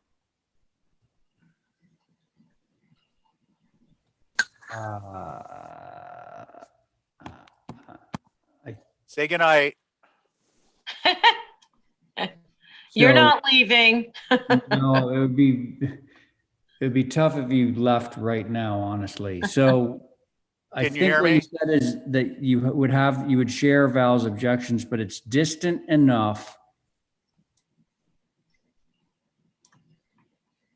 Did we lose him? You, Oh, I think boy. you almost read my mind, Mr. Chair. Well, I read what you actually, I could hear you saying. So it's distant Oh, enough. I can't tell what you can hear. I know, I understand. So I think what you're saying is that you share Val's concerns in concept, but it's distant enough so that the distance overrides the concerns. Yes. Okay. So, listen, this is kind of a split board on this one. So if we're going to approve it, I'm working on it. oh, I know.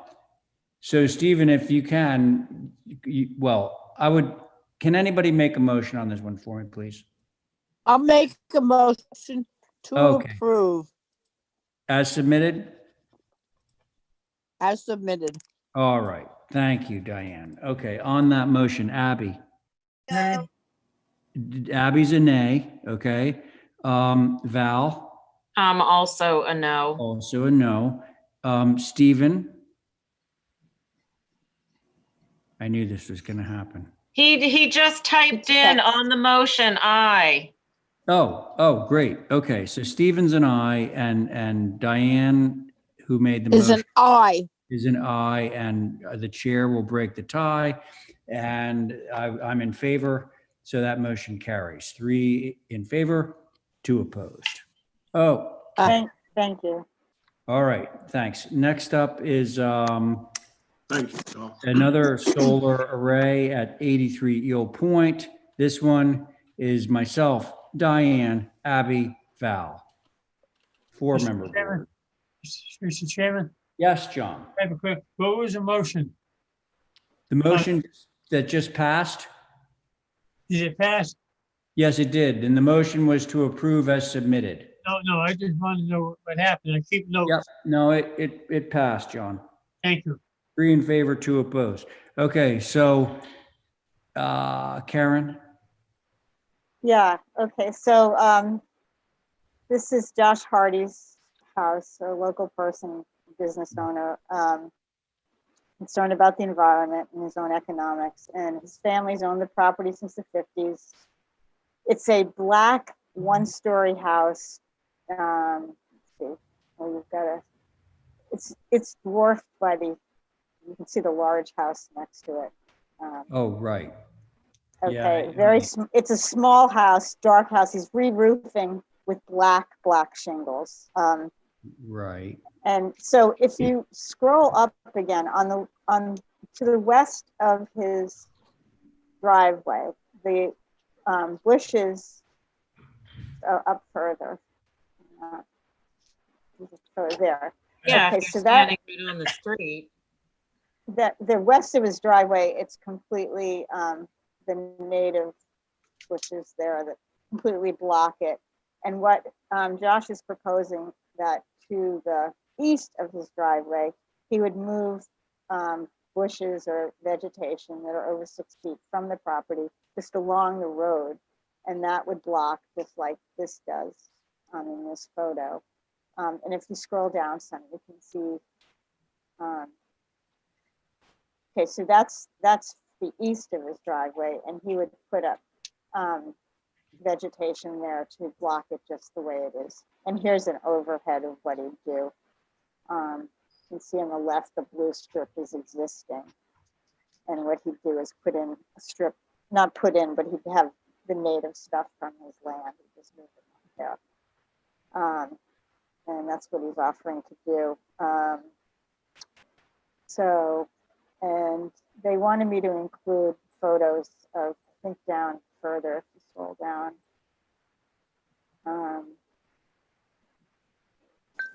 Keep going.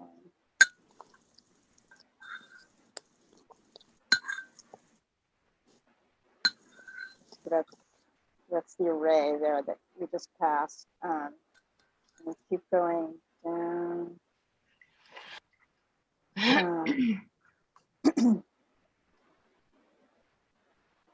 Keep going. Here's, that's this house. Okay, these are photos. The homeowner asked me to include of other arrays that are near the beach that have far more visibility than his on this one on a gray roof, and there's several. Just to show that his is set so far back that it'd be very hard to see. So I guess that's pretty much it. Okay, so Karen, in a nutshell, the two things since we heard this last, which I think was a fairly long time ago, the two things that you're putting on the table is one is we're changing the roof shingles to black. Is that correct? Well, that was always on the table. Oh, it was, okay. And then, so then you're Yeah. just proposing the planting on the eastern side of the property that would match what's on the western side. Yeah. Okay. Okay, board members. Val, ready? Sure. Okay. So the idea that the vegetation on the road blocks this house is absurd. You can, I mean, your own pictures show it. It's not just standing at the edge of the driveway looking at the house. It's when you approach the house on Eel Point Road. It's in the wide open. I think what we asked for the last time you were here was to put vegetation closer to the house to mitigate the exposure to the road. And I appreciate that you found some pictures of houses you can see. They probably best illustrate why we have the rules we have, and the one on Washington Street is a disaster, and we're trying to learn from our mistakes. The one on Pond Street is supposed to put in screening, which hasn't been obviously installed yet. And the one on Hummock Pond Road is not in your face. It's on the back of the building or the side of the building, and there is vegetation there. So I think if you can consider putting some screening closer to the house, you can have what you want. Okay. So in answer to that, the homeowner does not want to put screening directly in front of the house, and he is convinced that screening along the road will completely block the view. Well, so okay, no back and forth. So you heard Val's opinion of it. All right. Yeah. Okay, Diane. Diane. Oh, you're muted, Diane. You are muted. Unmute, There it you says. go. There you go.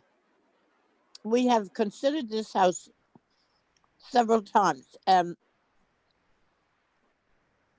it is smaller than the other houses, but for some reason or other, it stands out completely.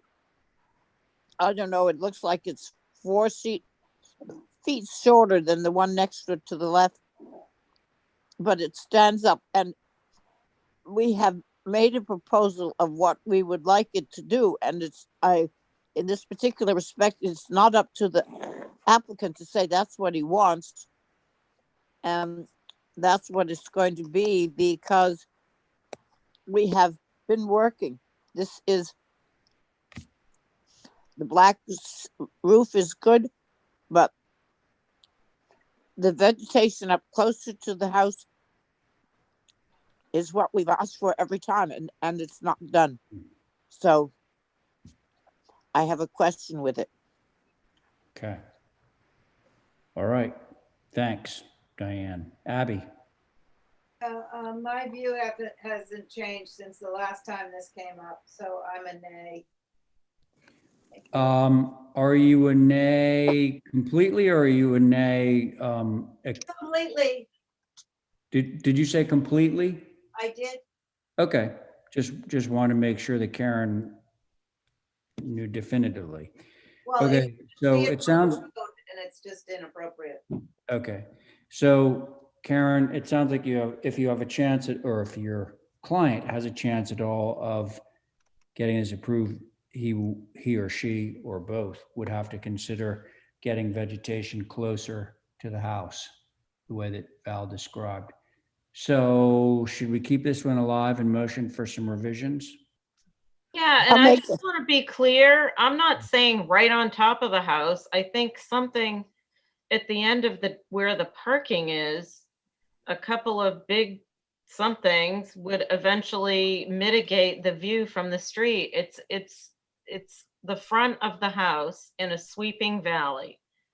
So, Okay. Well, thank you for clarifying. So should we have a motion to hold for revisions? I'll make the motion to hold for revisions. There we go. Thank you, Diane. On that motion, Abby, Aye. Val, aye. Diane, Aye. and I'm in favor. Motion carries. Okay, Um, Karen, thanks. Next time. Ray, can I ask you if, I know the homeowner does not want to plant anything next to the house. So, I mean, we Yeah, just. not next to Did the you just house. hear what Val said? Well, I mean, even the parking area, I don't think he's going to want to block Well, do that. you want a And denial? I don't think so. You do want a denial. Yeah, because he's not going, he's pretty adamant Okay. about. Why what don't you he's going just withdraw it? Well, because she wants to be able to take it to the selectmen. Of course you do. You can't take That's what all the solar people are gonna start doing. Yeah, yes. Ray's gonna Why be do we very busy bother? at the select board. Okay, so can somebody make a motion to deny the application, please? Motion to deny. Okay, so this is the second motion of the project. The first one, of course, was to motion for revisions, but the applicant, because they have requested a motion for denial, we're going to grant that. So Val has, Motion to deny because it does not meet the solar guidelines.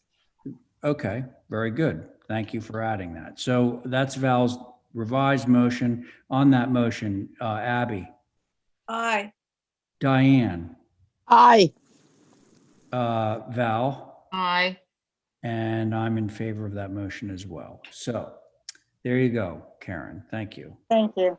All right, on to 14 Lowell Place. Myself, Diane, Val, Stephen. Oh, perfect. I'll be right back. All right.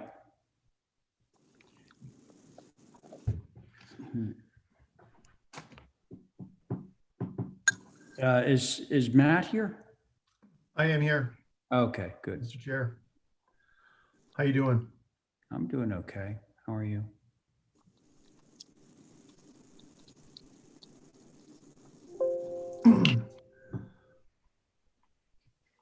I could start whenever you're ready or, Well, we don't have anything on the screen yet. okay.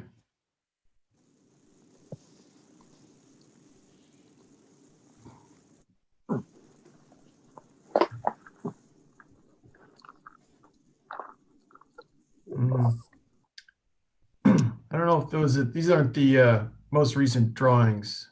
They're not? No. Oh, that's too bad. Kathy, help me. Stand by. Aye. Did I just hear someone say motion to approve? No.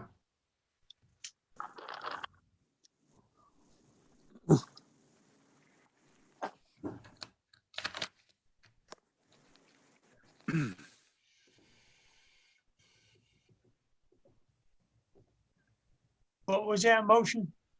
I'm sorry, I was just joking around, John. He was kidding. Thank you.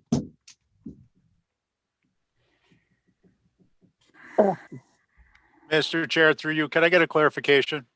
Yeah, sure. Well, one is I typed my comments in case I can't speak, Yeah. which is an interesting way to proceed. But two is, are the drawings in our packet that were posted the same? Mr. Chair, through you. I believe I'd have to compare, but whatever you're looking at is what was on, whatever we have on our jump drive is what was put on the website. So it's probably a mix up. Those are the pictures that we worked on. No, I apologize. This isn't a perfect system. Oh, there you go. For your patience. Thank you. Sorry about that, Stephen. Thanks, Kathy. No problem.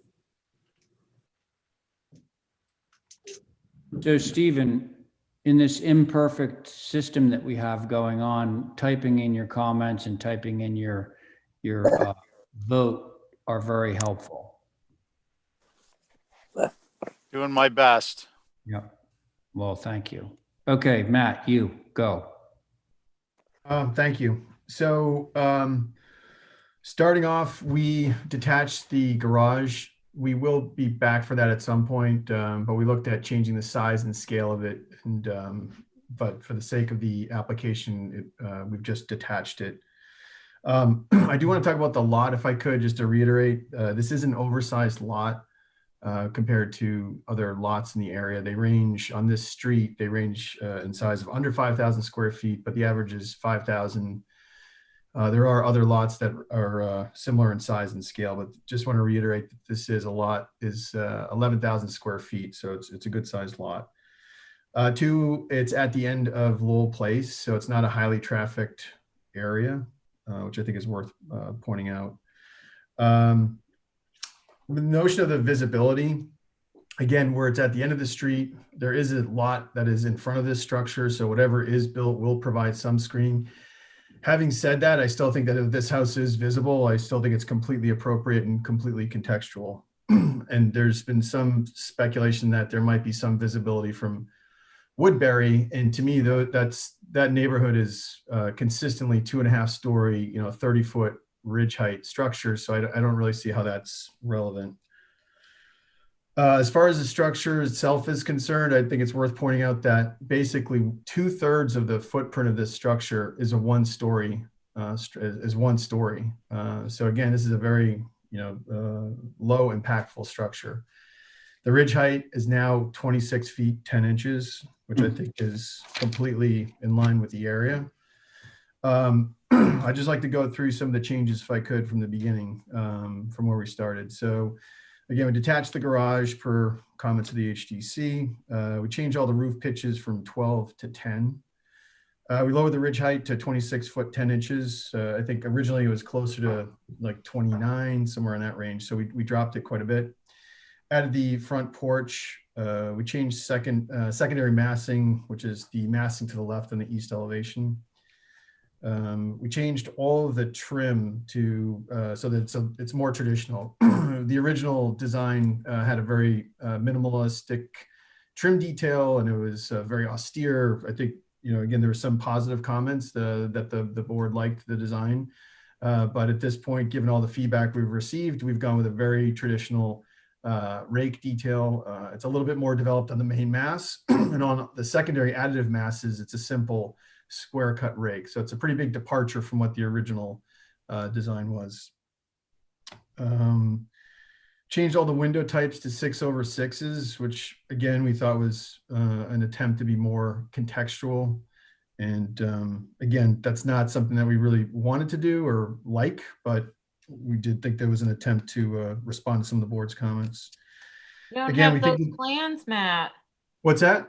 The plans we have show 2/2. Well, the plans on the screen that I'm looking at right now are reflective of the revisions that we had submitted. So are you looking at the previous, Val? No, I guess what I got in the packet was not the most up-to-date drawing. The previous couple of versions of this did have 2/2. You can see that. Yeah. So we did, just for clarity sake, we showed the original HDC submission. There's been other iterations, but the original, the most recent, and then the current proposal. So we have had 2/2s throughout the entire process.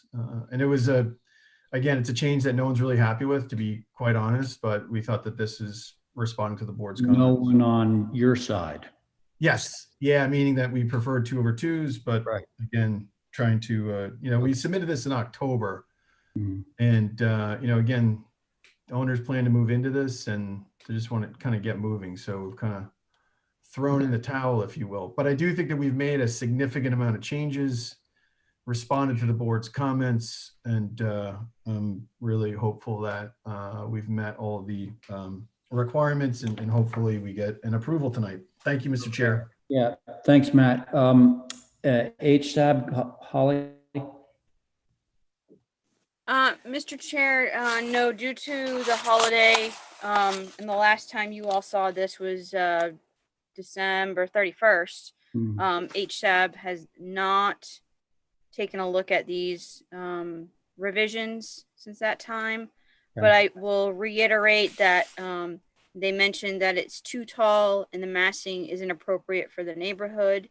There was also letters from abutters, and I do believe, which you all have received from the beginning to and recently, and I do believe that we have some abutters that would like to speak on behalf of this application. Oh, at the moment?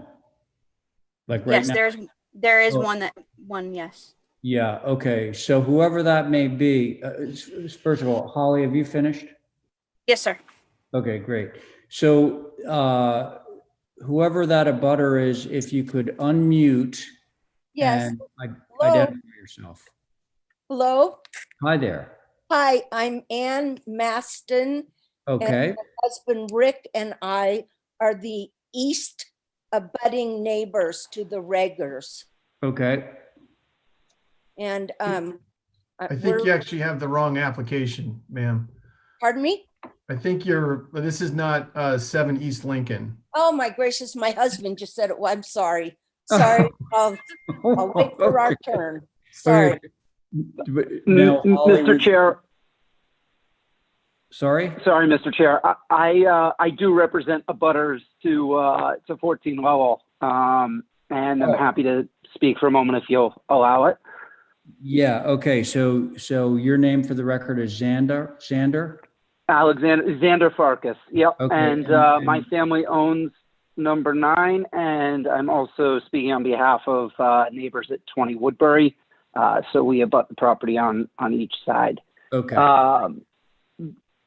I'm not actually speaking on this letter, which I think was regarding the pool. But, I think the first thing I would say is that, Matt, I do think that this is an attractive structure, but I just don't believe that it's in context for this neighborhood, even with the changes you've made, which I appreciate too. Lowell's a street of, I think they've been described as bungalows by this board, but structures built in the 20s and 30s with older buildings as well, some dating back to the 19th century.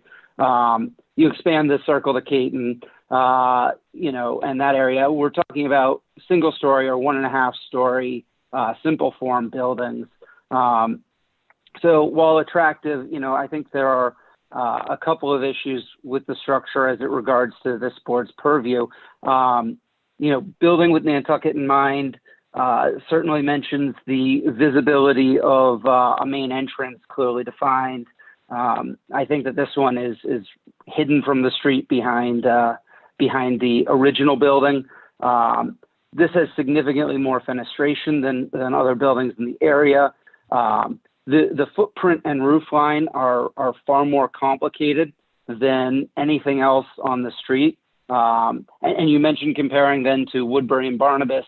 Our neighborhood has very specific design restrictions and guidelines, which require us to build houses that are in the style of sort of 19th century Nantucket, which I don't think that this building does.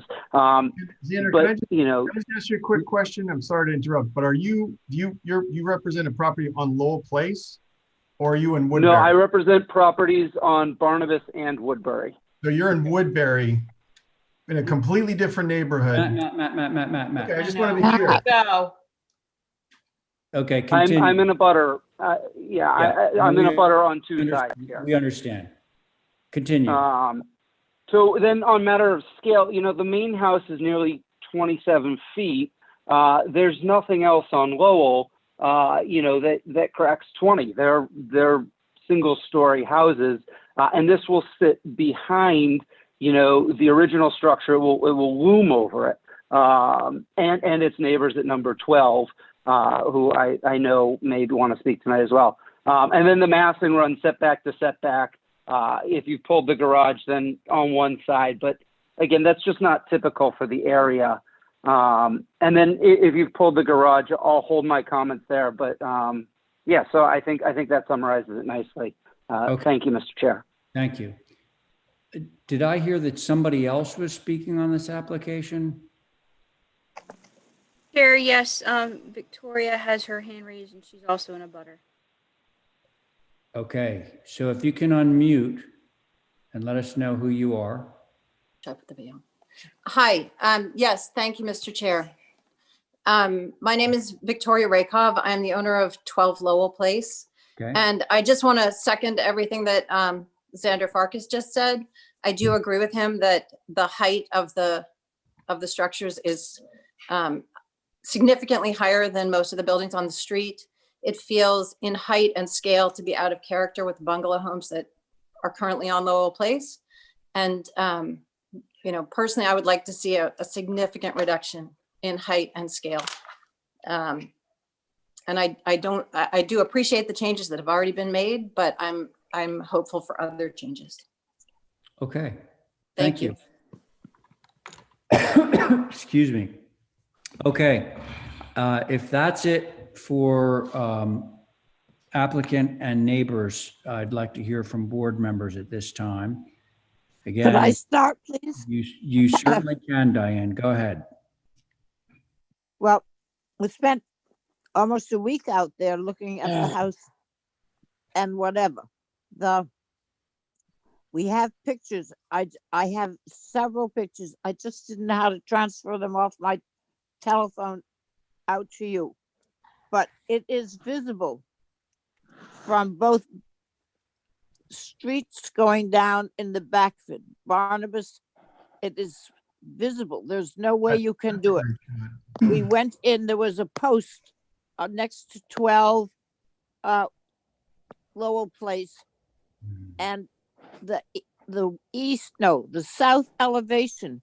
How long is the south elevation? The overall length of the building is 89 feet. But again, that's two-thirds of that is one story. Okay. I understand that, but So I the don't- floor, the house on the land is whatever, 94 feet. That is 3 times as long as any other house there on Lowell Place. It can't go in. It's completely wipe out 12. I don't know what the number is in front, but to say the house is not visible from Woodbury and Barnabas is absolutely wrong. We got pictures of it. We went in and So Diane, I don't think that he said that it was not visible. I think that he was saying that it was visible in the context of the houses in Woodbury Lane. That's what I think he said. but it isn't in Woodbury Lane. No, I understand. I'm just trying to clarify. That's all. But well, what he said originally was you couldn't see it. Not it was in context. He said you couldn't see it from Barnabas or Woodbury, but you can. That is my point. I have pictures showing it. I have pictures of the stake that was 28 feet up from the beginning of Lowell Place. It only goes halfway through the house. It is a lovely house, but it is too big for the area that it's in. There's no house that doesn't have greenery around it. That's the whole setup of Lowell Place. It has to be made smaller, not just 5 feet here and 3 feet there. It has to be redesigned in a smaller concept. Not redesigning it. And Diane, I just got to say that if you're saying it's visible through Woodbury are the tallest houses on Nantucket. It's the highest concentration of the tallest houses on Nantucket. And if you're saying that from that neighborhood, that if you can see through all those 3-story houses, the backside of this building, which is 1 story, I don't see how that's problematic. I'm just telling you that the owners are not prepared to reduce it. They're just not. I have 10 pictures on my phone, which I will give to Kathy, and she can take a picture of it and put it up. I can't do it because I don't know how. But my viewer went out there and went over it, walked on it up and down, not on their property, but on 12, and covered it from all 4 angles. because originally, going back quite some time, Mr. Zapp used to live there. We spent a great deal of time there, but it is maximizing every inch of space and the pool, which is already dug.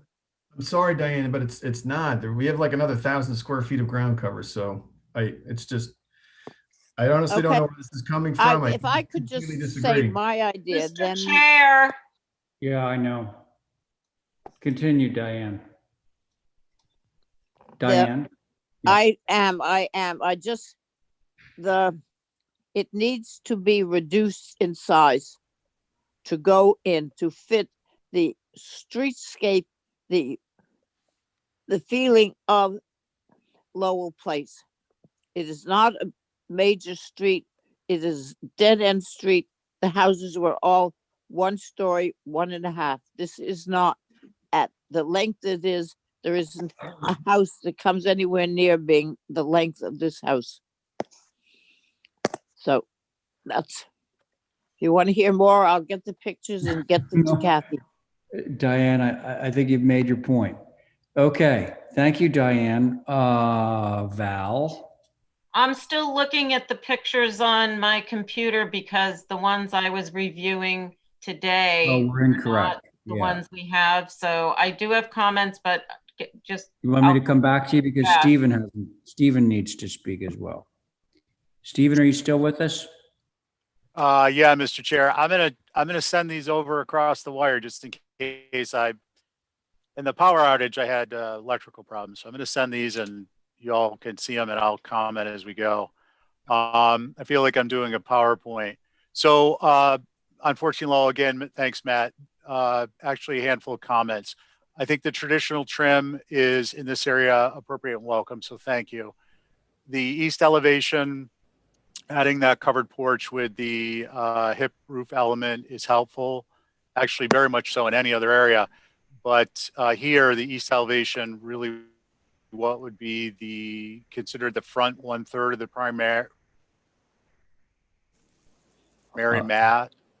mass in the area. And I'm speaking more quickly than usual just because I don't know if I'll get cut off from the signal. Right. One other comment is, if you can still hear me, with regard to duration of review, and Matt, I only bring this up in response to your comment. It's not intended to be pointed, but I mean, it is a little, it's certainly not unheard of that we approve sensitive design in a single setting.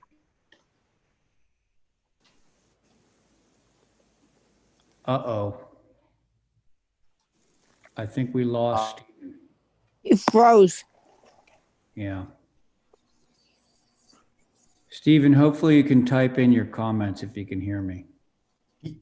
How far did we get around, Mr. Chair? I could read it into the record. He did type in some on the comments. Yeah, I saw a little bit down the bottom. So you have access to that, Holly? Yes, I was trying to save it in a Word document in case he got out.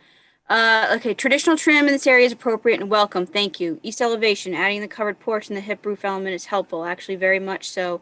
Any other area here, east elevation really what would be considered the front 1/3 of the primary mass is too tall for the setting of small 1-story homes in the area. With regard to duration of review, which I bring up only in response to Matt's comment, and while not intended to be pointing about it, it's certainly not unheard that we approve sensitive designs in a single setting. That's all he typed. It's not unheard that we approve sensitive designs in a single setting. Oh gosh, I'm not quite sure what that means. Can Okay. you hear me, Mr. Chair? Oh, now we can hear you. Yeah. I apologize. I don't know what's going on with the Wi-Fi in this area. It's typically pretty good. My point was just simply that, Matt had mentioned October, and we will sit and review a sensitive design, a design sensitive area, and sometimes approve it in a single sitting in one hearing. Oh, this is killing me. No, I heard what you said though. Okay, because you guys are all freezing out like 5 seconds ago, so it's very frustrating. I did hear what you said. Okay. Sounds like maybe Steven's gone again. So Val, are you ready? Am I the last person? Well, I'm the last person. Okay. Well, I'm still looking, but I'll go. I will say there's a few things about this that I do appreciate and had been notes that I wrote differently from the one I reviewed that had been posted. And that was that the windows being more traditional for this area, I think is a very good thing. You have a few things to contend with, Matt, that is an anomaly in the neighborhood. And one is the subdivision that you're contending with. So you're sort of straddling two totally different neighborhoods. Your front is facing Lowell, but your context that I think you're trying to sort of fit into is Woodbury. The difference is, I think, primarily it's the details. It's the more modern skew in a neighborhood that is abuts old historic Nantucket and really keeps the character of the old traditional structures as part of its, I guess, character, for lack of a better word.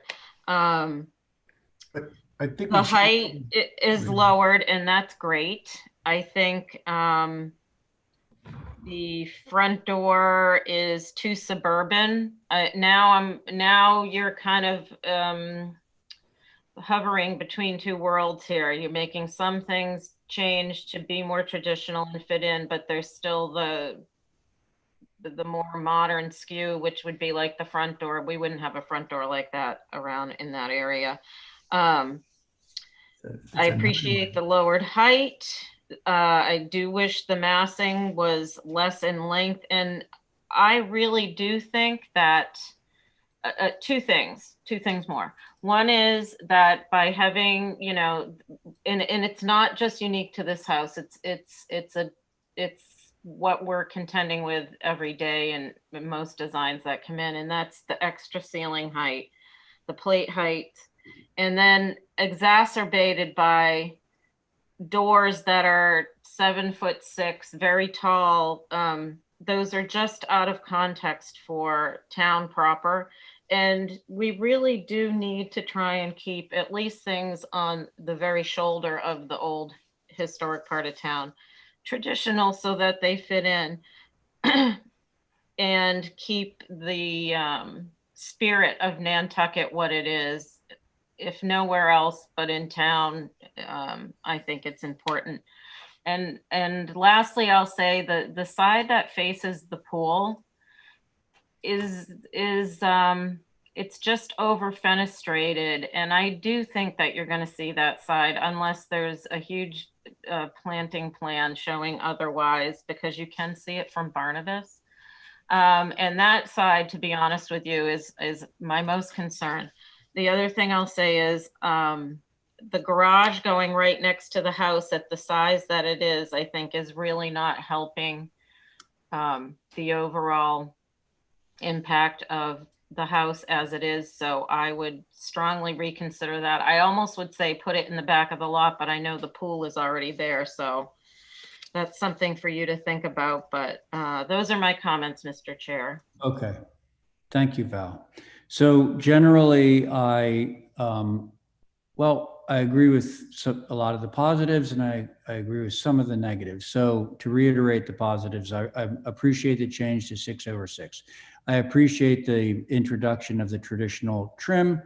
I appreciate the reduction in the roof height. I appreciate the porch roof over the front door. Now I agree. Doesn't matter if I agree, because I don't think this is going to fly without a further reduction in the height of the building, whether that comes from an additional change in the roof pitch or what, or to Val's point about the height of the floor to floor, et cetera. That would be important. Other than the reduction in scale, I think it's a great looking building. That's it for me. Mr. Chair, can I just ask what Yep. height? Because it sounds like the height. Oh. I mean, I disagree with a lot of the comments, but the context to me, the Woodbury context to Oh, this, no. I'm not trying to be part of Woodbury. Oh, okay. Well, that's good because that point was made a little bit earlier, and I want to kind of underscore that is Woodbury happens to be in the back. You know, it's adjacent to your property, but the context couldn't be more different. I mean, you know, you're correct. I mean, all the So what houses is this that- context? What's that? What would the context be then? Because No, Lowell. no, I'm saying that Lowell Place Yeah. is where this building is. It's not in Woodbury Lane. So you know, I mean, clearly it's not 30 feet high. That's good. But I think that somebody made the point, and the point kind of doesn't need making, is that everything on Lowell Place is considerably lower than this. So that's where this thing, I think, is getting snagged up, is that it's sort of like straddling the line between Woodbury Lane big and Lowell Place small, but it's really more of a Lowell Place resident. Well, it's completely Lowell Place residence and not a Woodbury Lane residence. Yeah, that's my point. I think that it's completely Lowell Place, and so, you know, what is there a height? Because I just, again, I think that What is it now? 27? 2610. Or I don't know that it's a matter of height. It's overall massing fitting into the area. I think if you whacked off the last three little pieces way. of this, just It's wait. not happening. I'm sorry. Right. Matt, I am just trying to make a point. And my point is that would be the scale of the neighborhood, not with all the rest of it. And if you want, we'll just deny it. We've been saying that since we No, well- started with. All right. Point of order, point of order, point of order. I have the floor. Now I can Thank hear you. you, Stephen. Yeah, it's amazing. I'm so happy. Look, the chair, comments need to go through the chair, please. Thank you. All comments. Thank you. I don't mean to be Thank- loud, but I figure if I say it more loudly, you might hear me. Yeah. Well, you came Ray. across that. Hey, listen, so Matt, Val has introduced this idea, this concept about a denial. I'm not sure that you want to pursue that. Would you prefer to have? I would actually prefer you deny it if that's the case. If that's her motion, then Prefer go that we ahead. deny it. Okay. That Okay. wasn't a motion. It was just to shut you up because you were being rude. Val, with all due respect, Mr. Chair, Yes. through you, Val, I feel like you're rude to me, okay? I'm trying to make a point about massing and context, and all I'm trying to say is that rear L that you're referring to is a one-story mass. And so in the context and in the visibility, I think it has zero impact at the end of this street. And I feel strongly about that. And I'm trying to reiterate. Why? Okay. Well, Matt. Through the chair, please. Yeah. Okay. So, yes, go ahead, Diane. Diane. I don't see how, when a building is 94 feet long, that you can say that last three buildings that Val was suggesting being removed are not relevant. They are relevant. They make the building long. So I'm not So sure I- that he was, go ahead. Go ahead, Diane. no, you're not sure of what. Mr. I'm Chair. not sure that he was saying that they were not relevant. I think that he was saying that his client does not want to remove them. And Mr. Chair, to be clear, through you, Yeah. I was merely trying to point out that in my mind, I'm not suggesting he do this. I'm just trying to point out, I think that the front section of this building is more in keeping with the scale of the structures there. That was it. I wasn't saying take them away. It was just a point of reference. Mr. Chair, can I just add one final point? Yes. About this rear L? I can give you countless examples of rear L structures on larger lots that have these, one-story additions. And in fact, I could see if this structure, the rear like 2/3 of the structure had a second story on them, but they don't. And in that sense, I feel this is completely contextual. The theory that this house was a smaller mass in the scale of the mass that Val is talking about, in theory, telling a false history of a structure, it's completely plausible that there could have been a series of additions to the rear L of this structure. And I would actually submit to you that that is, in fact, the Nantucket vernacular.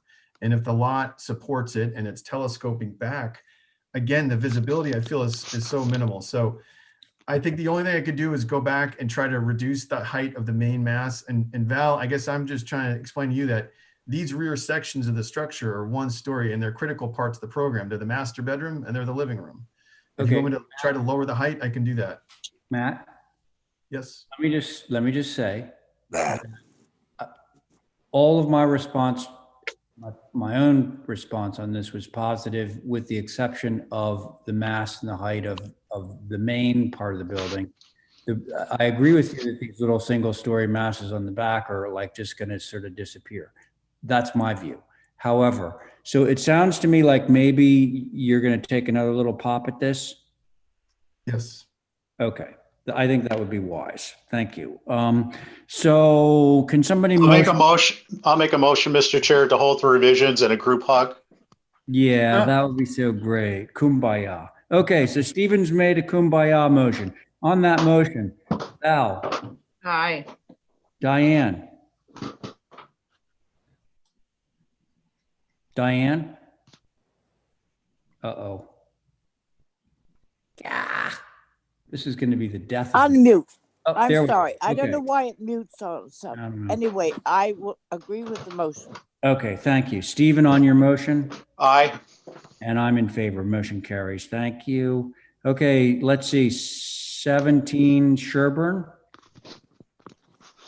If I could have voted on the kumbaya motion, I would have. In spirit. Yeah. Oh gosh. Trying times. All right. So Diane, John, Abby, Val, myself. 1, 2, 3, 4, 5. Yep. Okay. Can we see what's happening over at 17 Sherburne?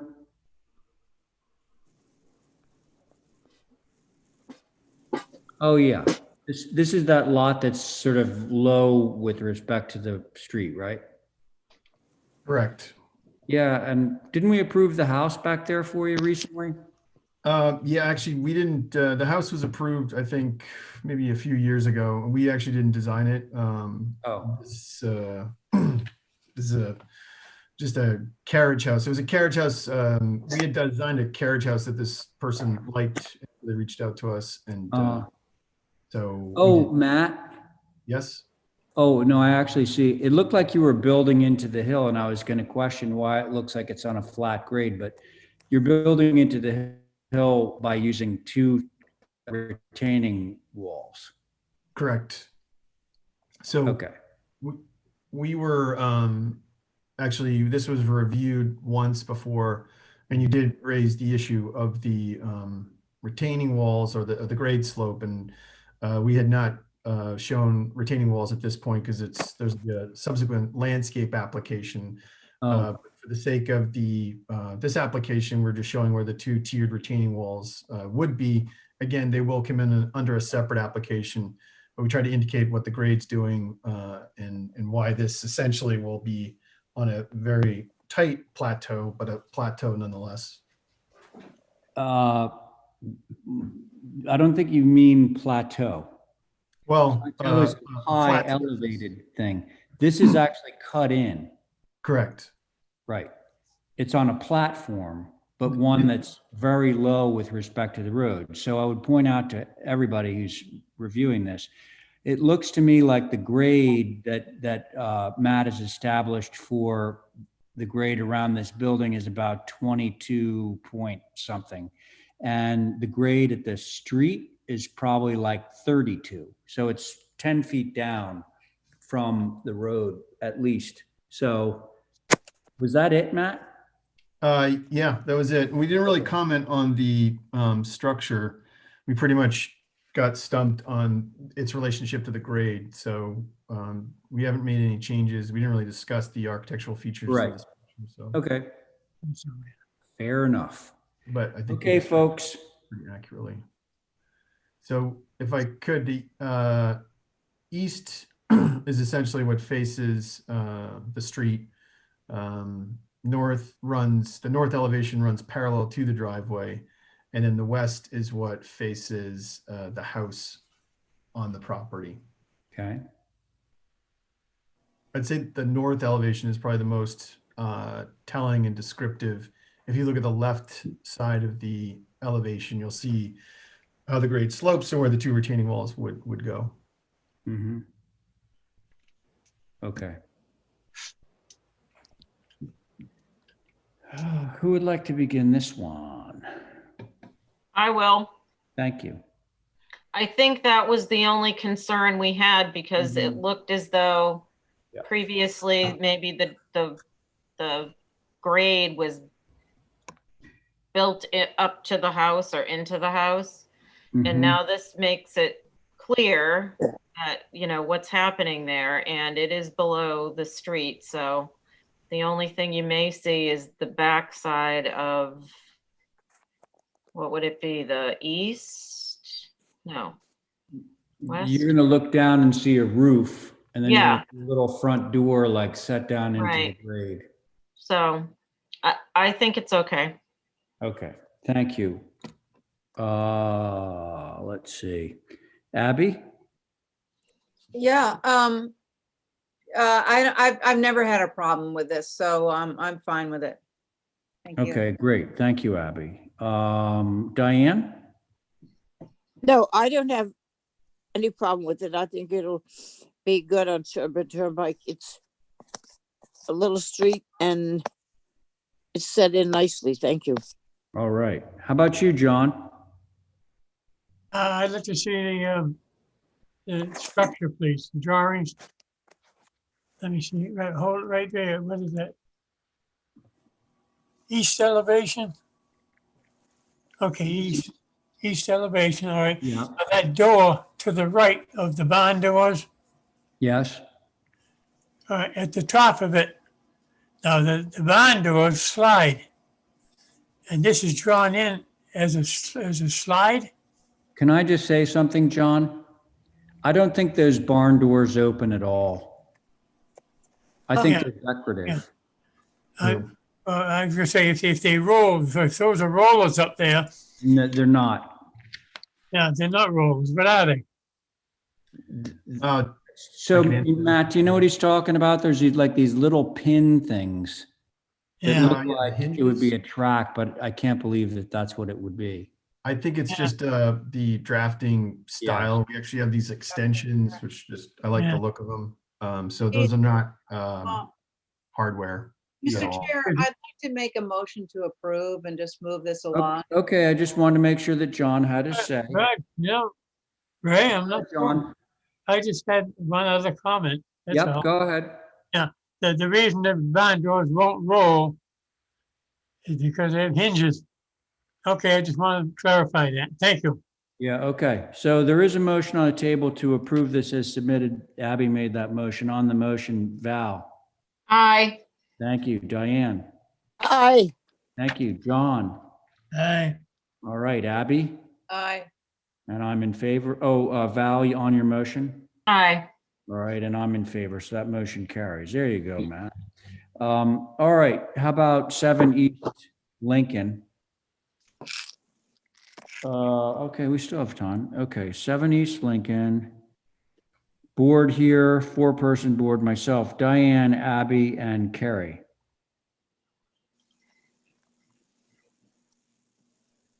Say that again? Board on this is myself, Diane, Abby, Carrie. Now. Okay, I guess. Thank you. Okay. Do we want to continue?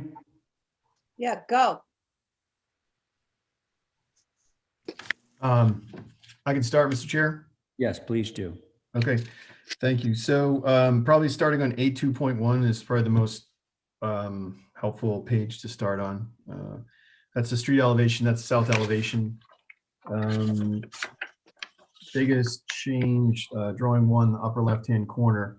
We pushed the shed dormers even further back so that they actually are aligned with the transition of the wraparound hip roof, if you will. So those got pushed in completely about 2+ feet from the original submission.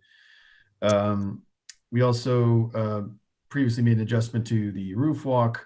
We made an adjustment to the front door. I think Abby had suggested that the side lights were too low in the previous iteration. And so we've changed those so that they align with the lock rail of the front door. On the west elevation, we've reduced fenestration. On the second floor gable, we previously had 3 mulled windows. I think, Diane, you had suggested we try to minimize fenestration on that west elevation as much as we could. So we've done that in the second floor. We have also reduced, we had 5 windows in that dining area just below that gable. And so that's 4 windows, and there's a little bit of a shingle space between them. Yeah, that's nice. Thank you. It's just less fenestrated, so it didn't really hurt much. So, and then we made a small adjustment to the, again, the dormer has been pushed back further into the roof line, so it doesn't actually clip completely, I don't think, the roof walk. The roof walk would be great. The roof walk was approved at the previous design, so, you know, would love to keep it. I think the rest of the changes are tangential, Mr. Chair, to the other revisions, but I think the primary, most visible or most concerning or relevant are the south elevation and the west elevation. Okay. That's all. Should we look at the other 2 elevations? You certainly can. I think that they are. Okay, so there's not much happening there, really. Yeah, we just kind of unganged windows where you'd asked us to. And then, okay, all right, well. May I please make a comment? Mr. Oh, Chair? yeah, yes, of course. So let's make sure that Matt has concluded his presentation. Matt? Yes, I have, Mr. Chair. Thank you. You're all set? And I should, hang on one second. Holly, did this go to HSAB? I forget. These revisions have not, HSAB did not meet this past week. That's right. Okay. However, I did want to bring it up, and you all are aware that you have, and this board has reviewed and approved a previous approval. Yeah. With the, okay, so. Robbie Newman's, right? Didn't Robbie Newman get something here? Yeah. Correct. And there was a condition that was mentioned in the approval. Demo. Go, Kathy. Was it the demo or the approval that had the condition? I think it was the demo. The demo, yeah, there was a condition on it. There's basically wanted to bring it to the commission's attention that the previous approval, this one right here was based, basically the demolition went hand in hand with the new approval. I got that right, Kathy? Can you pull up the demo approval? Oh, no, that's it. Excuse me. This is it, right? Oh, yeah. Are the minutes there? Yeah. Yeah, I'd love to see this because I'm not sure if this is completely. I think what you're hinting at is that the demo was approved conditional on Robbie Newman's design for the house. Yes. Yeah, I'm not sure that's legal. Me either. Thank you. Yeah, I mean, a demo is a demo, and I mean, the house could already be gone, right? Because they had a demo. They could have filed for a demo permit, and then you'd have an empty lot. So I'm not sure that would be legally tenable, honestly. But I appreciate your bringing it up. But yeah, we just wanted to provide this information to you. No, I get it. And brought it to us. I understand. Okay, so I'm sorry, I've forgotten how to pronounce your last name, ma'am. Maston. Maston. Okay, Yes, it's your turn. Thank you. Sure. My husband Rick and I are the eastern abutting neighbor to the Ragers. Okay. We have no issue with the style of the home. Our primary issue that we are very disturbed about is the siding of the home. We own a 1,500-foot cottage on the east side Mhm. of their home. If you can see by their plans, you can immediately see I get it, yeah. that we will have no afternoon sun anywhere on our yard. The place that we enjoy all summer long will be in complete shade. It looks to me like they are literally on the setback line. Not quite, but close. And I gotta tell you, it says, we feel that it's absolutely selfish. It's someone not concerned about anyone but themselves. They have a huge lot. The house could easily be moved to the center of their property, or reconfigured. To have it where they have it, I can't stress enough how disturbed we are. Okay. Hey, can I ask you a question? Yes. Have you communicated either with Matt or with Matt's clients directly? No, we've No. never had the opportunity. Okay. So Matt, is this the first time you're hearing about this concern? No, I mean, I think there was a letter We've written submitted 2 letters. and, so Okay, because I'm I'm always aware in of it. favor of like And people trying to work things out in a neighborly way. Okay, so do you have anything further you'd like to say about the application? No, we feel, yes, I would say that we feel the massing of the home is out of all proportion to the existing homes in the neighborhood. Almost all are small bungalow-sized homes. This is going to be a very, very large house in terms of the neighborhood. And it doesn't keep with the integrity of the neighborhood. Okay, thank you. Mhm. All right, so Holly's got no further HSAB comments. I guess we can now turn it over to the board. Again, the board on this is myself, Diane, Abby, and Carrie. I'll take a stab at it, Mr. Chair. That would be great, Abby, thank you. I love hearing from neighbors. I know it must be a pain in the ass for the architect, but it gives me, for people that can't like be right there and understand every nuance of the neighborhood, it's really crucial. So I'm wondering, I love this design, Matt, and I'm just wondering if we couldn't compromise. I think part of your design was because you have to raise the house, you also have those stairs on the left-hand side, which sort of bring you to pushing the house over. So I get that. But I'm wondering towards the back, if I see that it's the massing telescopes back, so that's good. But I'm wondering, perhaps, could we move this over in lieu of the neighbor's concerns and getting it off the property line? Moving it further to the west. Yes, yes, that would be my suggestion, to keep neighborly, and keep it in context and those sort of things.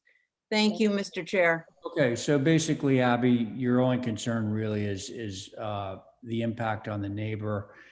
You've already expressed, and I believe you've done so in previous meetings, that the architecture is attractive. And Absolutely. Matt has certainly done a number of things to this building that have improved its look. Okay, thank you, Abby. Diane, are you ready? Yep. Okay, great. I appreciate the changes that he made. I appreciate the reduction of the windows, the older windows, 4 windows going down from 5 windows. I think it makes a nice looking building. Looking at the site plan, I think that it could be moved over more to the center And with that wing, it really can't go back any further. That little square building, is that saying garage? Yeah. Then That's the maybe there seems to be a good tree in the way back. But if the garage moved back a little bit to where that foot line is, I can't see what it says, but anyway, you see that before the tree. Put the garage back there, which would bring the end of the building with the garage and move it over a little bit. And it wouldn't, it would give them a nice yard in the front and get it away from the people next door. That's what I would suggest doing. Okay. Thank you, Diane. Carrie, how about you? I agree with the others. I do think the rest of the houses on this street are centered on their lots. And I understand this is an oversized lot, but now you're putting on a bigger building than some of the others. So I think moving it is contextual as well as generous to the neighbor. The roof walk, I'm still having a hard time with a roof walk on this style of building. I do like the rest of the building a lot, but the roof walk is messing me up. Because it doesn't seem appropriate on this type of house. So, and the window changes were good. I appreciate those. That's all. Okay. Yeah, so to Carrie's point, the idea of moving it like closer into the middle of the lot, which would benefit the neighbor, and then we wouldn't have a large house that was sort of looming over a small house and kind of highlighting the, you know, the variation in the scale of the buildings down there. I'm okay with the roof walk. It's set back far enough on the ridge with respect to the road that I don't think that it's going to be of huge impact visually, kind of the way you would see it on the south elevation. It's going to sort of recede back from that ridge. So other than moving it a little, oh, Matt, I did have a suggestion. You know, you've got this very like massive staircase. I understand the massive staircase going up to the front door, certainly. I'm not sure that you need to have that large a staircase coming off of the side door, and you could get back some yard and affect this sort of western movement of the house if that staircase got a little bit smaller. I see that you're lining it up with the columns, which makes sense, but it's taken up a lot of real estate on the ground. Those are my comments. Yes, Matt. I was just going to see if I could just respond to a couple of comments. So the neighbors, I did receive their letter. Yeah. Actually, I didn't receive it. I received it through the HDC. I'm happy to talk to them. They didn't reach out to us, and so I didn't know if it was what kind of a conversation that would be. But I will tell you that just given the shape of the structure, if you look at the south elevation, you know, in terms of the roof mass, this couldn't be more conducive to the neighbor in terms of solar orientation as the sun moves through this through the site. I understand that. Yeah. I understand that. You can have a conversation with a neighbor about that, but I think that the thing that we're talking about here, and you know, frankly, this is being in part driven by the comments made by the neighbor, but the neighbors have a much smaller house. Most of the houses, as has been pointed out down there, sit in the middle of the lot, more or less. The current house on this property sits further west than this house. I understand you want to sort of maximize the yard space and all that, but this would be a gesture, I think, that would be neighborly, and it would also allow to have a little bit of visual space between the various buildings. I totally agree with that. And I just wanted to point out that we literally took that into consideration when we selected this roof style, so that it wasn't this vertical wall. You know, if the gable was running the other way, for example, they would have, you know, essentially a very tall eave height. No, I get it. And then the other thing I think is worth just pointing out to the neighbors as well is that the back section of the structure, again, is a one-story. Now we have to lift the structure above the ground, but if you do, we can provide some solar studies to demonstrate that the angle of the sun in the summertime is much higher, and so we did, you know, consider that. The other thing too, if I could just point out, is that the rear L is 10 feet, almost 10 feet from the property line. This building is not right up on the property line. It's already set back about 2 or 3 feet from the setback.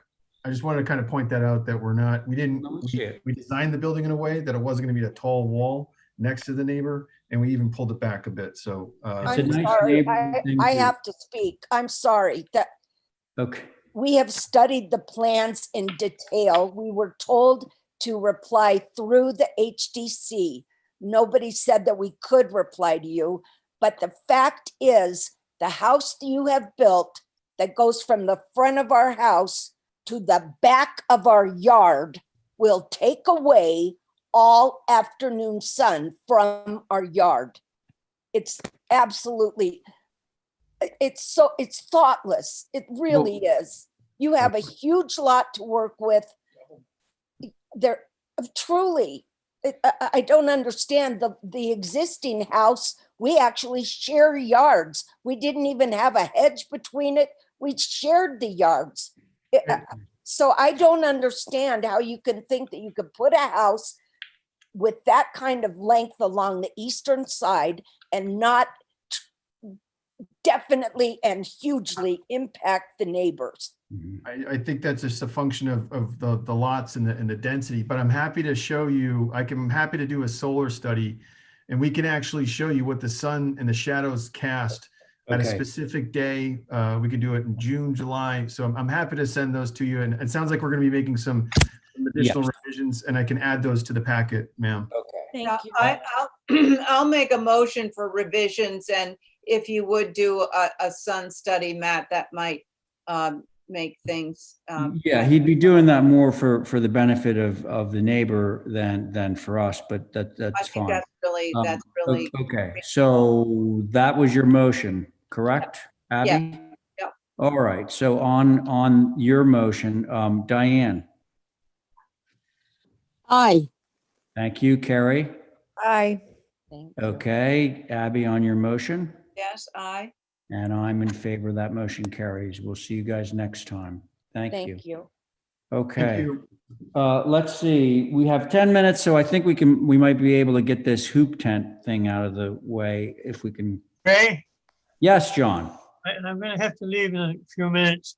I wanna Okay, say- well, do you want to, you're on this next one. Do you want to hang for just a few more minutes? It shouldn't take long. All right, but I We want can hope it doesn't. to show you something. That when a politician finishes his term, this is what happens. Just before it. You see that? What does it say? Wash. Yeah. Washing. Well, he still has a few more hours left, Everybody in I think. Washington. Okay. That's my So, favorite. so John, are you All right. staying or are you going? I'll take a few more minutes. What you got? Okay, we're only going to cover one more application and you're on it. So, okay, so the this board, one. sorry? I'm off this one. I'm not on it. You are off this one, correct. Camp stepped out as she is doing again. I'll try it. Second time. Okay, Diane, John, Val, Carrie, and myself. Okay? Do we have, I should have asked this first. Do we have somebody to represent this? Oh, yes. Okay, Hello, great. everybody. Let's go. It was in the front yard, as I recall. Yes. Yeah. Looks like maybe you moved it. No, actually, that's a shed that's been approved. So I'm just showing Oh, that. right, this is an as-built, correct? Yes. Ooh, okay. So where are we with this? What are we doing? I'm pretty much keeping the same place. I just added some dimensions, and I added the plan that I had a shed in the back, so I don't have a space in the back. Okay, but can we see the photos and that sort of thing? And I added additional photos. Because from the website, you can't really tell which one it is, so I just added some. Okay, maybe I'm not looking at this correctly. Is this an as-built? Is this already there, or are you asking for it? I'm asking for a tent, for a hoop tent. Got it. But it's That's not sitting just in from your the front yard right now. no, no. There is a structure there, though. Oh, maybe that's what I was thinking. Yes, that's what Oh, they. yeah. One that was never approved. Yes. Okay, all right, so. Actually, yeah. All right, look, so what do we think, board members? Well, I just would say that the pictures he used as precedent are all not in this area. They're on Old South Road. Ketchalot is a residential neighborhood off of Tacoma, is it? Tacoma, it's off Tacoma. Yeah. Okay, so. Inappropriate. Can I say something? I think if it's temporary and we put a time limit on it, maybe, and it's screened. Don't open that door. No, okay, thank you, Val, but I'm sorry, your name again, I'm sorry. The applicant. You just go by Ned. It's easier. Okay. Yeah. You want to say something? Yes. I'm just. I was pointing. I mean, I didn't took every single picture of the tents on island. I was just like. Usually, you see the ones driving on the Old South, and I think that, 5 neighbors driving by my tent compared to like thousands of people driving by Old South Road. That was the only point. Come on. So I wasn't looking to show like every single tent that is in residential neighborhoods. Okay. Because there is some definitely, but. All right. So let's see what the board members have to say about this. So you've already heard from Val, who is be looking for two things suggested. One is a time limit on how long it can be there, and the second is screening between the tent and the road. Okay, Yeah, so I already how about planned to the screening. It's just like Could you right hang now on a it's second? small. Sorry. Yeah. Okay. What we do here Yeah. is we hear from all of the board members Okay. what their concerns are, and then you can respond or we'll motion for revisions. Okay. Okay. Thank you. So that's the way this works. Okay. So Val's spoken. Carrie? I think the horizontality to the road is not a good idea. If it's 14 feet wide, if you can make it perpendicular with, no, sorry. Yeah. If it were Perpendicular with the road. Yeah, if it was that's what you're perpendicular to suggesting. the road and set back further, I think you could plant it out in a much simpler way because it does look like there's vegetation on site. Mhm. But the fact that it's going lengthwise with the road, Which is you're 24 maximizing feet. the view. Yeah, you're maximizing the view of it. And Yeah. Good point. Okay. Is that it, Carrie? yeah. All right. Thank you. So Diane, you there? I heard you a minute ago. Oh, you're muted again. There you go. Please. I am here and it is inappropriate to have on Castlelot Lane right up in front. It should be at the back. The new shed location, I don't know whether he's built it or not, but you don't put it up on the front. Whether you go down Old South Road or Arrowhead or any of those things, these are commercial buildings and Castlelot is a residential street. It does not belong there in any way, shape, or form. Okay. Thanks, Diane. John? Repeat the motion, please. No, there's no motion. I'm wanting to hear your opinion about this hoop tent. Gonna hold it? Well, no. What's your opinion of it? Okay, I gotta close down. Okay, that's fine. All right. Well, so you have a few things that have been requested. One, by the way, I think is a good. I'll go down as a no comment, please. Right. boy, so turning it perpendicular to the road, moving it further back, increasing the vegetation. Diane is opposed to it, I think, in principle. I think that the idea here is to minimize the visibility from a public way, which of course is Cashalot. And to do that, you're gonna need vegetation. You're gonna need to turn it 90 degrees to the road so that you're looking at the short end, not the long end, and you're gonna push it further back on the site. So why don't you come back to us in a little while? Okay, Okay. all right, so can we have a motion to hold this for some more revisions? Motion to Make a hold. motion for revisions. All right, thanks, Diane. On that motion, Val, Aye.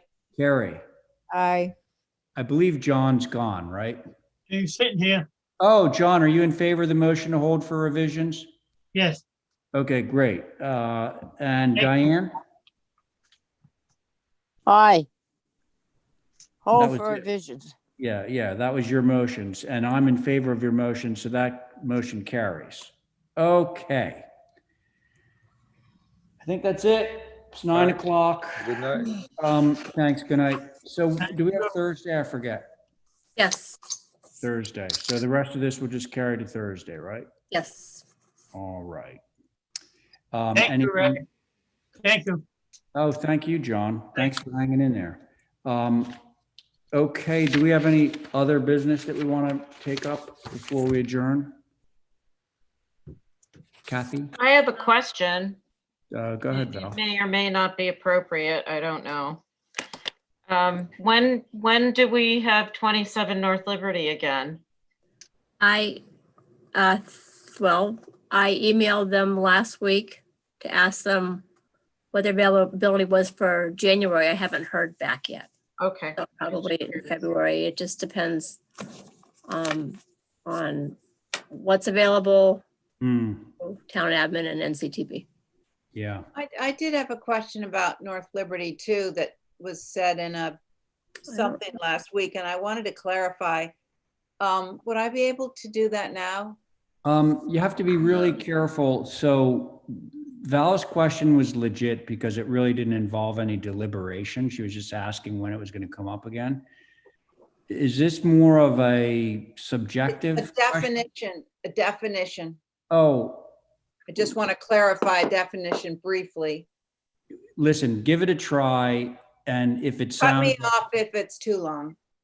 go ahead. I just heard that if you move or touch an old building, it's taken off the historic register. It's I no believe that's longer. true. If it's- Yes, that's true. That's a simple answer. That doesn't need to be deliberated. So if you touch the foundation or any part of a historic building, Well, no. Okay. I think, okay. Wait a second. That is a question that I think Holly would be best prepared to give you the full answer on. Okay. And it does not need to happen right now, but it's a legitimate question. Holly, can you text me that answer?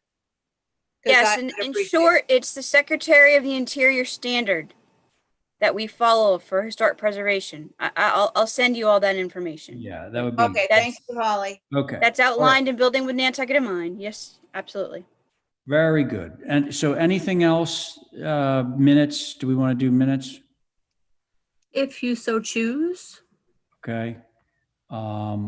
Who's left with us here? John's gone, right? He's here. Oh, John's still here. Okay. I'm Thanks, straightening John. something out here. Okay, because look, I think we're going to try and approve some minutes right now. Can somebody give me a motion on those? Motion Nobody? to approve whatever. I don't even know what they are. It's the minutes from December 29th and 31st. Yeah, that. Okay, so that was Val's motion on that motion. Abby? Aye. Thank you, Diane. Aye. Thank you, John. But what was the motion? The motion is to approve the minutes. Minutes, yes. Yeah, you're good? Yes? Yes. He's good. Okay, thank you. And Val? What? You're in favor of your motion, Val? I am. All right, that's good. And I'll be in favor too, so that motion carries. Okay, folks, I think, Motion to adjourn. Thank you, John. Thanks a You're lot. It was nice, nice seeing all of you virtually. Okay, so on John's motion, Abby. Aye. Thank you, Diane. Aye. Thank you, Val. Aye. John. Aye. All right, and I'm in favor. Good night, everyone. Good Motion- night. Thanks. Good night. Thanks, everyone. Good night. Good night.